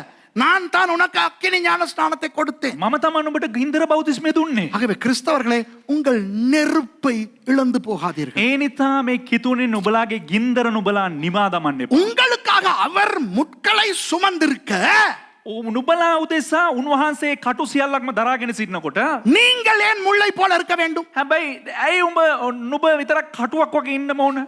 Since Jesus has borne our thorns, why do we need to be like a thorn? Easily fired up, easily quenched. Hey, that's not Christianity. That's stupidity. That's naivety. வணங்குதா? கிறிஸ்தவர்கள் எப்படி இருக்கணும் தெரியுமா? කිතුණුවන් කොහොමද දනවද ඉන්න ඕන? ஃபயரா இருக்கணும். ගින්දර වගේ ඉන්න ඕන. அவ்வப்போது அலைகள் வந்து கொஞ்சம் நெருப்ப தணிக்கும். මේ එක එක වතාවට රළ එහෙම පැමිණිලා ගින්දර නිවා දමයි. Yes, there are waters that would come and submerge us, wash us away. But we need to be rekindled fast because we are supposed to be on fire all the time. நாம் எப்பொழுதும் எங்களை பத்த வச்சுக்கிட்டே இருக்கணும். முள்ளு மாறி இருக்க கூடாது. අපි නිරතුරුවම අපි ගිනි දැල්ලක් වගේ අපි ප්‍රකාශ වෙමින් සිටින්න අවශ්‍ය නිකන් කටුවක් වගේ නෙවෙයි. அவர் நமது முட்களை எல்லாம் சுமந்து விட்டார். මන්දයත් උන්වහන්සේ අපේ කටු සියල්ලක්ම දරාගත් නිසා. ஹalleluya சொல்லுவோமா எல்லாரும்? ஏழாவது சீக்கிரம் හත්වෙනි කාරණාව. எந்த தெய்வமே 12 பிந்திருச்சு. நமக்கு என்ன எல்லாம் லாக்டவுன்ல இருக்கு. අපි ඔක්කොමලාම ලොක්ඩවුන් එකේ ඉන්න කිසි ප්‍රශ්නයක් නැහැ. இப்போ ஏசாயா 32:13 வாசிப்போம். Isaiah chapter 33 and verse 32. යසායා 32 වෙනි පරිච්ඡේදයේ 13 වෙනි පදය අපි කියවමු. Isaiah chapter 32 and verse 13. கவனிங்க. ஏசாயா 32ஆம் அதிகாரம் 13வது வசனம். என் ஜனத்தினுடைய நிலத்திலும் களி கூர்ந்திருந்த நகரத்தில் உள்ள சந்தோஷம் நிறைந்த எல்லா வீடுகளிலும் முட்செடியும் நெறிஞ்சிலும் முளைக்கும். මාගේ සෙනගගේ බිම්මල කටුත ගොකටුද හටගන්නේය. ප්‍රීතිමත් නගරයේ සියලු ප්‍රිය ගෙවල් වල පවා එසේ වන්නේය. Upon the land of my people shall come up thorns and briars, ye upon all the houses of joy in the joyous city. இது கொஞ்சம் கிறிஸ்தவர்களுக்கு கஷ்டம். මේ කිතුනුවන්ට ටිකක් අමාරුයි. This point is a little bit difficult for Christians to digest because thorn also means judgment to God's people. தேவ ஜனங்களின் நியாய தீர்ப்பையும் இந்த முள் குறிக்கும். මේ කටුව හඳුන්වා දෙනවා දෙවියන් වහන්සේගේ ජනතාවගේ දෙවියන් වහන්සේගෙන් ලැබෙන විනිශ්චය පවා. அன்பானவர்களே, ප්‍රේමවන්තයනි, முழு உலகத்தின் நியாய தீர்ப்பையும் பாவத்தையும் சாபத்தையும் இயேசுவானவர் சுமந்து விட்டார். මුළු ලෝකයේ විනිශ්චයත් පාපයත් සාපයත් යේසුස් වහන්සේ විසින් දරා ගනු ලැබුවා. Yes, Jesus has borne upon himself the entire sin and the entire curse of the entire universe. And some of us have become Christians by accepting Jesus as our personal savior. Wonderful. சிலர் நம்மை போன்றவர்கள் இயேசுவை சொந்த இரட்சகராக ஏற்றுக்கொண்டு கிறிஸ்தவர்களாகி இருக்கிறோம். සමහරක් අපි වගේ අය යේසුස් වහන්සේ පෞද්ගලික ගැලවුම්කාරය හැටියට පිළිගෙන සිටිනවා. அந்த நாம் இந்த வசனத்தின்படி வாழ வேண்டும். ඒ අය මේ දේව වචනය අනුව ජීවත් වෙන්න ඕනේ. ඒ නිසා දේව වචනය නිසා ජීවත් වෙන්න ඕනේ. We must live according to this word. We have to obey the word. We have to learn the word. வசனத்தை படிக்க வேண்டும், වචනය අපි ඉගෙන ගන්න ඕන. கற்றுக்கொள்ள வேண்டும், අපි ඒ ගැන හදාරන්න අවශ්‍යයි. அதற்கு கீழ்ப்படிய வேண்டும், ඒට කීකරු වෙන්නත් අවශ්‍යයි. வசனத்தின்படி வாழ வேண்டும். වචනය අනුකූලව ජීවත් විය We යුතුයි. need to live according to the word of God. For if not, there is a thorn of judgment which may come upon our lives too. இந்த வசனத்தின்படி வாழாவிட்டால் මේ වචනය අනුව ජීවත් වුණේ නැත්නම් தலையில் முள்முடி நமக்காக சூடிக்கொண்டவர் අපේ උදෙසා කටුවටුන්න දරාගත්තේ තනන් වහන්සේ.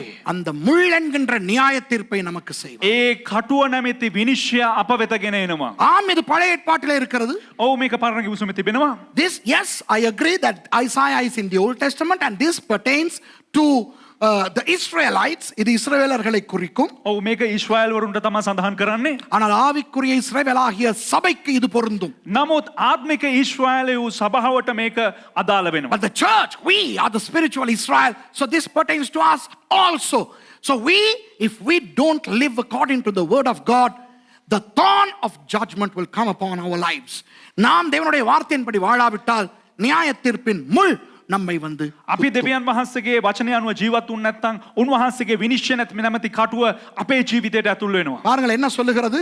බලන්න මෙහි කුමක්ද කියන්නේ? என் ஜனத்தினுடைய நிலத்திலும், මගේ සෙනගගේ බිම්වලද, upon the land of my people, களி கூர்ந்திருந்த நகரத்தில் உள்ள சந்தோஷம் நிறைந்த எல்லா வீடுகளிலும், ප්‍රීතිමත් නගරයේ සියලුම ප්‍රිය ගෙවල් වල පවා, upon all the houses of joy in the joyous city will come thorns of judgment. முட்கள் என்கின்ற அந்த நியாய தீர்ப்பு வருமா? කටු නැමැති විනිශ්චය පැමිණෙනවලු. ஆகவே இந்த வசனத்துக்கு கீழ்ப்படியாத එම නිසා මේ වචනයට කීකරු වෙන්නේ නැති கிறிஸ்தவர்கள் கவனமாயிருப்போம். කිතුනුවන් ප්‍රවේශම් විය යුතුයි. We need to be very careful. Christians, we need to obey the word of God. சரி, எட்டாவது குறிப்புக்கு போவோம். 8 වෙනි කාරණාවට අපි යමු. அதுவும் ஏசாயாவிலே தான் இருக்கிறது, 33ஆம் அதிகாரத்திலே. එයත් යසායා පොතේ 33 වෙනි පරිච්ඡේදයේ තිබෙන්නේ. Come on, go to the next slide. Number 8. That is also found in Isaiah. What happened to your computer? Right. Okay, இதிலே பாருங்கள், ஏசாயா 33லே 12 வேற ஆட்களுக்கு பத்தி இருக்கு. 33 වෙනි පරිච්ඡේදයේ 12 වෙනි පදේ වෙනත් කට්ටියකට මේ ස්ථානයේ සඳහන් වෙනවා. Isaiah 33 verse 12. ஜனங்கள் சுண்ணாம்பை போல நீற்றப்படுவார்கள், வெட்டப்பட்ட முட்செடிகளைப் போல தீயில் எரிக்கப்படுவார்கள். ජනයෝ හුණු පිලිසිම් මෙන්ද කපා ගින්නෙන් දවා දමනු ලබන කටුගස් මෙන්ද වන්නෝය. And the people shall be as the burnings of lime, as thorns cut up shall they be burnt in fire. Hey, don't worry. The people here are not the Israelites. It's not us. இந்த இடத்துல வருகிற ஜனங்கள் இஸ்ரவேலர்களும் அல்ல, நாமும் அல்ல. මෙම ස්ථානයේ ඉන්න ජනතාව ඊශ්‍රායල් ජනතාවක් නොවේ, අපිත් නොවේ. நீங்கள் அந்த ஏசாயா 33 பார்த்தால் යසායා 33 වෙනි පරිච්ඡේදය ඔබ බැලුවා නම් இந்த இடத்துல வருகிற ஜனங்கள் அசீரியர்கள். මෙම ස්ථානයේ කතා කරන ජනතාව අසිරිවරුන්, අසිරියානුවන්. If you look at the context of Isaiah chapter 3, the people there are Assyrians. Now, why is God so mad about Assyrians? ஏன் ஆண்டவர் அசீரியர்களை குறித்து இவ்வளவு கோபமாக இருக்கிறார்? ඇයි දෙවියන් වහන්සේ අසිරියානුන් කෙරෙහි මෙච්චර කෝපයෙන් සිටින්නේ? பாருங்கள், அசீரியர்கள் சுண்ணாம்பை போல நீற்றப்படுவார்களாம். බලන්න, අසිරියානුවන් හුණු පිලිසිම් මෙන්ද කපා ගන්නෝය. The people, the Assyrians, shall be burnt like what? Lime. Ooh. And then they'll be like thorn. They'll be cut off. முட்களை போல வெட்டப்படுவார்கள். ஏன் ஆண்டவர் அவ்வளவு கோபமா இருக்கிறார் அசீரியர்களை பற்றி? කටුගස්මෙන් දමා දමනවලු කපා දමනවලු ඇයි දෙවියන් වහන්සේ එතරම් අසිරියානුවන් ගැන කෝපෙන් සිටින්නේ? கவனிங்க அசீரியர்களே தேவனற்றவர்கள். අවධානය යොමු කරන්න. අසිරියානුවන් කියන්නේ දෙවියන් වහන්සේ නැති අය. அவர்களுடைய தலைநகரம் தான் நினிவே. ஞாபகம் இருக்கா? யோனா. ඔවුන්ගේ අගනගරේ තමයි නිනිවේ. මතකද යෝනා ගියා? Remember, Nineveh was their capital. Jonah and all. Shalmaneser, Sennacherib. I mean, these are prominent names of evil rulers of Assyria. Assyria மக்களே சரியில்லை, பாவிகள். අසිරියාවේ ජනතාවම හරි නෑ. ඔවුන් පව්කාරයන්. அவங்கள பத்தி ஏன் இவ்வளவு கோபப்படணும் ஆண்டவர்? එහෙනම් ඇයි දෙවියන් වහන්සේ මොවුන් ගැන මෙතරම් කෝප වෙන්න ඕන? Why would God be so mad with them? Is it because of their idolatry? அவர்களுடைய விக்கிரகாராதனைக்காகவா? ඔවුන්ගේ රූප නමස්කාරය නිසාද? அவர்களுடைய பாவங்கள் நிமித்தமாகவா? ඔවුන්ගේ පාපයන් නිසාද? Was it because of their sin? Ha. Let me tell you, the Assyrians were so proud. It is their pride that God was mad about. அசீரியர்கள் பெருமை பிடித்தவர்கள். අසරියානුවන් හරි උඩඟුවේ. அந்த பெருமையை தான் ஆண்டவருக்கு பிடிக்கவில்லை. ඒ උඩඟුකම තමයි දෙවියන් වහන්සේට පෙන්වන්න බැරි වුණේ. அசீரியர்களுடைய பெருமையே ஆண்டவருக்கு பிடிக்கவில்லை என்றால் අසිරියානුවන්ගේ උඩඟුකම දෙවියන් වහන්සේට පෙන්වන්න බැරි නම් கிறிஸ்தவர்களுடைய பெருமையை பொறுத்துக் கொள்வாரா? කිතුණුවන්ගේ උඩඟුකම උන්වහන්සේ දරාගයිද? If God cannot stand the pride of the Assyrians, would he stand the pride of Christians? அதனால் தான் வேதத்தில் சொல்கிறார் பெருமை உள்ளவனுக்கு எதிர்த்து நிற்கிறார் என்று. එම නිසා තමයි බයිබලයේ කියන්නේ උඩඟුකමට දෙවියන් වහන්සේ විරුද්ධව සිටිනවා උඩඟුවට. That is why the Bible says God resists the proud. Why did Satan fall from heaven? Pride. சாத்தான் ஏன் பரலோகத்திலிருந்து விழுந்தான்? லூசிஃபர். සාතන් ඇයි ලුසිෆර් ස්වර්ගයේ සිට පැටුනේ? பெருமை. උඩඟුකම නිසා. அதனால் அவனுக்கு பெருமையின் பலம் தெரியும். එම නිසා ඒ උඩඟුකමේ බලය යකාට දන්නවා. He knows the power of pride, so he brings it into the church in the form of happiness, joy, testimony. அதனால் பிசாசு என்ன பண்ணுகிறான்? එම නිසා යක්ෂයා මොනවද කරන්නේ? அந்த பெருமையை சபைக்குள்ளே கொண்டு வருகிறான். ඒ උඩඟුකම සභාව තුලට ගෙනවා. வேறு பெயரிலே. වෙන නමකින්. என்ன? சந்தோஷம், කොහොමද සන්තෝෂය කියන නමෙන්? சாட்சி, සාක්ෂිය කියන නමෙන්. கர்த்தருக்கு ஸ்தோத்திரம். ස්වාමින් වහන්සේට ස්තුති වේවා. நான் இது பெருமைக்காக சொல்லல. මම මේක මගේ උඩඟුකමට කියලා නම් කියන්නේ. கிழிஞ்சுது. அங்க இருந்து ஸ்டார்ட் பண்றது எல்லாம் பெருமை. අන්න අතන ඉඳලා පටන් ගන්න එකම උඩඟුකම තමයි. So some testimonies of some people, I praise and thank God. I'm not saying this because of pride, but from the but it's all pride. இந்த பெருமைக்காக சொல்லலன்னு தொடங்குவாங்க தானே. මේ උඩඟුකමට නම් මම ඕන්න කියන්නේ නැහැ කියලා පටන් ගන්නව නේද? அவர்கள் கர்த்தரை அப்படியே பரலோகத்திலிருந்து கீழே கொண்டு வருகிறவர்கள். ඕන් ස්වාමින් වහන්සේ එහෙම් පිටිම ස්වර්ගෙන් බස්සන්නව ඔය. ஏன் தெரியுமா? ඇයි දන්නවද? அவர்களை எதிர்த்து நிற்க அவர் இறங்கி வருகிறவராக இருக்கிறார். உன்ட்ட இறங்கி வசிட்ட கண்ட உன்வாச ஸ்வர்கேன் பேச என்னவாஹா. You know, these people can bring God's presence down to where they are. Why? Because God comes from the heaven to resist them. சந்தோஷம். ஐயோ நான் சந்தோஷப்படுறேன். சந்தோஷானே மாமா ஏன் சந்தோஷம். தெரியுமா? ඇයි දන්නවද? ஆண்டவர் எனக்கு இப்படிலாம் தந்திருக்கார், இப்படிலாம் தந்திருக்கார்னு தனக்கிட்ட இருக்கிறதெல்லாம் சொல்லுவாங்க. දෙවියන් වහන්සේ මට මෙහෙම දීලා තිනවා, එහෙම දීලා තිනවා, අරහෙන් දීලා තිනවා කියලා දීලා තිනවා කොහොම දේවල් කියාගෙන ඉන්නවා. 1977 1977 அன்றைய நமது புதிய ஜனாதிபதி ஜே.ஆர். ஜெயவர்தன அவர்கள் එදා අපේ රටේ ඒ අලුත් ජනාධිපති ජේ.ආර්. ජයවර්ධන මැතිතුමා அவர் மூலமாய் ஒரு திறந்த பொருளாதாரம் இலங்கைக்கு அறிமுகமானது. ඔහු කරුණ කොටගෙන ලොකු ආර්ථික සඵලත්වයක් ලැබුණා. Do you remember, those of you who are old enough, do you remember in 1977 when our President J.R. Jayawardena, when he opened Sri Lanka for world economy? Wow, we started getting foreign things into Sri Lanka and our people started going abroad for work. வெளிநாட்டு பொருட்கள் எல்லாம் இலங்கைக்கு வர ஆரம்பித்தன. ලෝකේ බොහෝ බඩු භාණ්ඩ පැමිණෙන්න පටන් ගත්තා ලංකාවට. இலங்கையில் இருக்க நிறைய பேர் மத்திய கிழக்கு நாடுகளுக்கு தொழிலுக்கு போனாங்க. ලංකාවේ ඉන්න බොහෝ දෙනෙකුත් මැද පෙරදිග රටවල් වලට වැඩ කාර්යයන් සඳහා ගියා. ஆரம்ப காலத்துல முஸ்லிம்களுக்கு தான் நிறைய ஜாப் கிடைச்சிச்சு. ආරම්භ කාලේ මුස්ලිම් වරුන්ට තමයි බොහෝ රැකියා ලැබුණේ. So in those early days, it was the Muslims who first started going as housemaids to the Middle East. And boy, after they come back, how they say certain things. அவங்க இலங்கைக்கு வந்த பிறகு அங்க ஜாப் எல்லாம் செஞ்சுட்டு வரும்போது என்ன சொல்லுவாங்க? ඔවුන් එහේ රැකියා කරලා හමාර වෙලා ලංකාවට එනකොට ඔවුන් මොනවද දන්නවද ප්‍රකාශ කරන්නේ? உங்களுக்கு இந்த கதை தெரியுமா? எங்க வீட்டுக்கு சாரப்பாம்பு வந்துச்சு. අපේ ගෙදරට කෙරෙන්නේ ආවා. ஏண்டல்லா அந்த சாரப்பாம்பு வந்து எங்கட ஃப்ரிட்ஜ்ல ஏறி அப்படி பனிக்காய் போயிட்டு அந்த டிவி கிட்டால போயிட்டு டிவி அந்த 20 இன்ச் கலர் டிவி ஒன்று இல்லையா எந்த புள்ள அந்த டிவியை பார்த்துக்கிட்டு இருக்கக்குள்ள அந்த பாம்பு டிவிக்குள்ள போயிட்டு நான் பொருள் எடுத்துட்டு வந்து அடிக்கக்குள்ள ஐயோ நான் பயந்துட்டு அடிச்சா டிவி ஓடையோன்னு சொல்லி அது சுட்டி பக்கத்து விட்டு நானா வந்துட்டு அடிச்சேன் அடிக்கக்குள்ள வாஷிங் மெஷின்ல பட்டுச்சுவா. ඒක ඉතින් කියන්න බෑ ඉතින් ගැරන්ඩිය ආවලු ඒ ගැරන්ඩිය ෆ්‍රිජ් එකෙන් නැග්ගලු ඊට පස්සේ අර අඟල් 20 සෝනි ටීවී එක ළඟින් බෑලාලු වොෂින් මැෂින් එක ගාවට ගියේ පොල්ලක් අරගෙන ගහන්න යනකොට එතන තියනවලු අර 2 in 1 සෙට් එක මාගේ අම්මෝ அந்த சார பாம்பு வந்தது அப்படி ஒரு பாம்பே வரல. එහෙම ගැරන්ඩියෙක්ම ආවේ නැහැ. ஆனா அந்த வீட்டுல இருக்கிற பொருட்களை சொல்றதுக்கு හැබැයි අර ගෙදර තියෙන බඩු ඔක්කොම කියලා පෙන්නන්න இல்லாத பாம்பை வர வைக்கிற டாட்டா மாதிரி இருந்தாங்க அந்த காலத்துல. මේ නැති ගැරන්ඩි ගෙන්නපු අම්මලා හිටියේ ඒ කාලේ. ஏண்டல்லா ஐயோ என்னை போட்டு தள்ளிடுவாங்களோ தெரியல. you know ISIS sorry you know some people they say how guarantee how do you a rat snake came into the house, got onto that fridge and went by the 20-inch color Sony TV to the washing machine to the cooker, rice cooker. Why? I mean a rat snake never came. They just want to say to the others that they have all those accoutrements in their houses. Hey, some Christians testified just like that. சில கிறிஸ்தவர்களுடைய சாட்சி அப்படியே தான் இருக்கும். සමහර කිතුණුවන්ගේ සාක්ෂිත් මෙන්න මේ වගේ තමයි. அந்த ஃபர்தாவை மட்டும் போட்டா இதுதான் அந்த தாத்தா. මේ අර පර්දාව දැම්ම නම් එයා තමයි අක්කා. கர்த்தருக்கு ஸ்தோத்திரம். ස්වාමීන් වහන්සේට ස්තුති වේවා. ஐயோ தொடங்குனா பெருமை பாஸ்டர்ஸ்க்கும் சில இந்த வியாதி வந்திருக்கு. හැබැයි පටන් ගත්තා නම් උඩ අයියෝ සමහරක් පාස්ටර්ස්ලටත් මේ උඩඟුම ඇවිල්ලා. விளங்குதா? சில கிறிஸ்தவ இமாமார் வந்து இருக்கிறே தானே.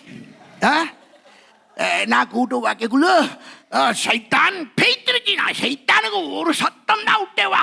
அந்த மாதிரி இன்றைக்கு ஊழியக்காரர்களுக்கு கூட பெருமை வந்திருக்கிறது. ඉතින් මෙන්න මේ වගේ සමහරක් සේවකයන්ටත් මේ උඩඟුකම උන්ගේ ජීවිතවලට ඇතුල් වෙනවා. Even some ministers of God are stricken by pride. Hey, I have been talking about this many Sundays now. நிறைய ஞாயிற்றுக்கிழமைகளில் நான் இந்த பெருமையை பற்றி பேசிட்டேன். சரி சிரிக்கிறதை இப்ப விடுவோம், இப்ப சீரியஸா வருவோம்.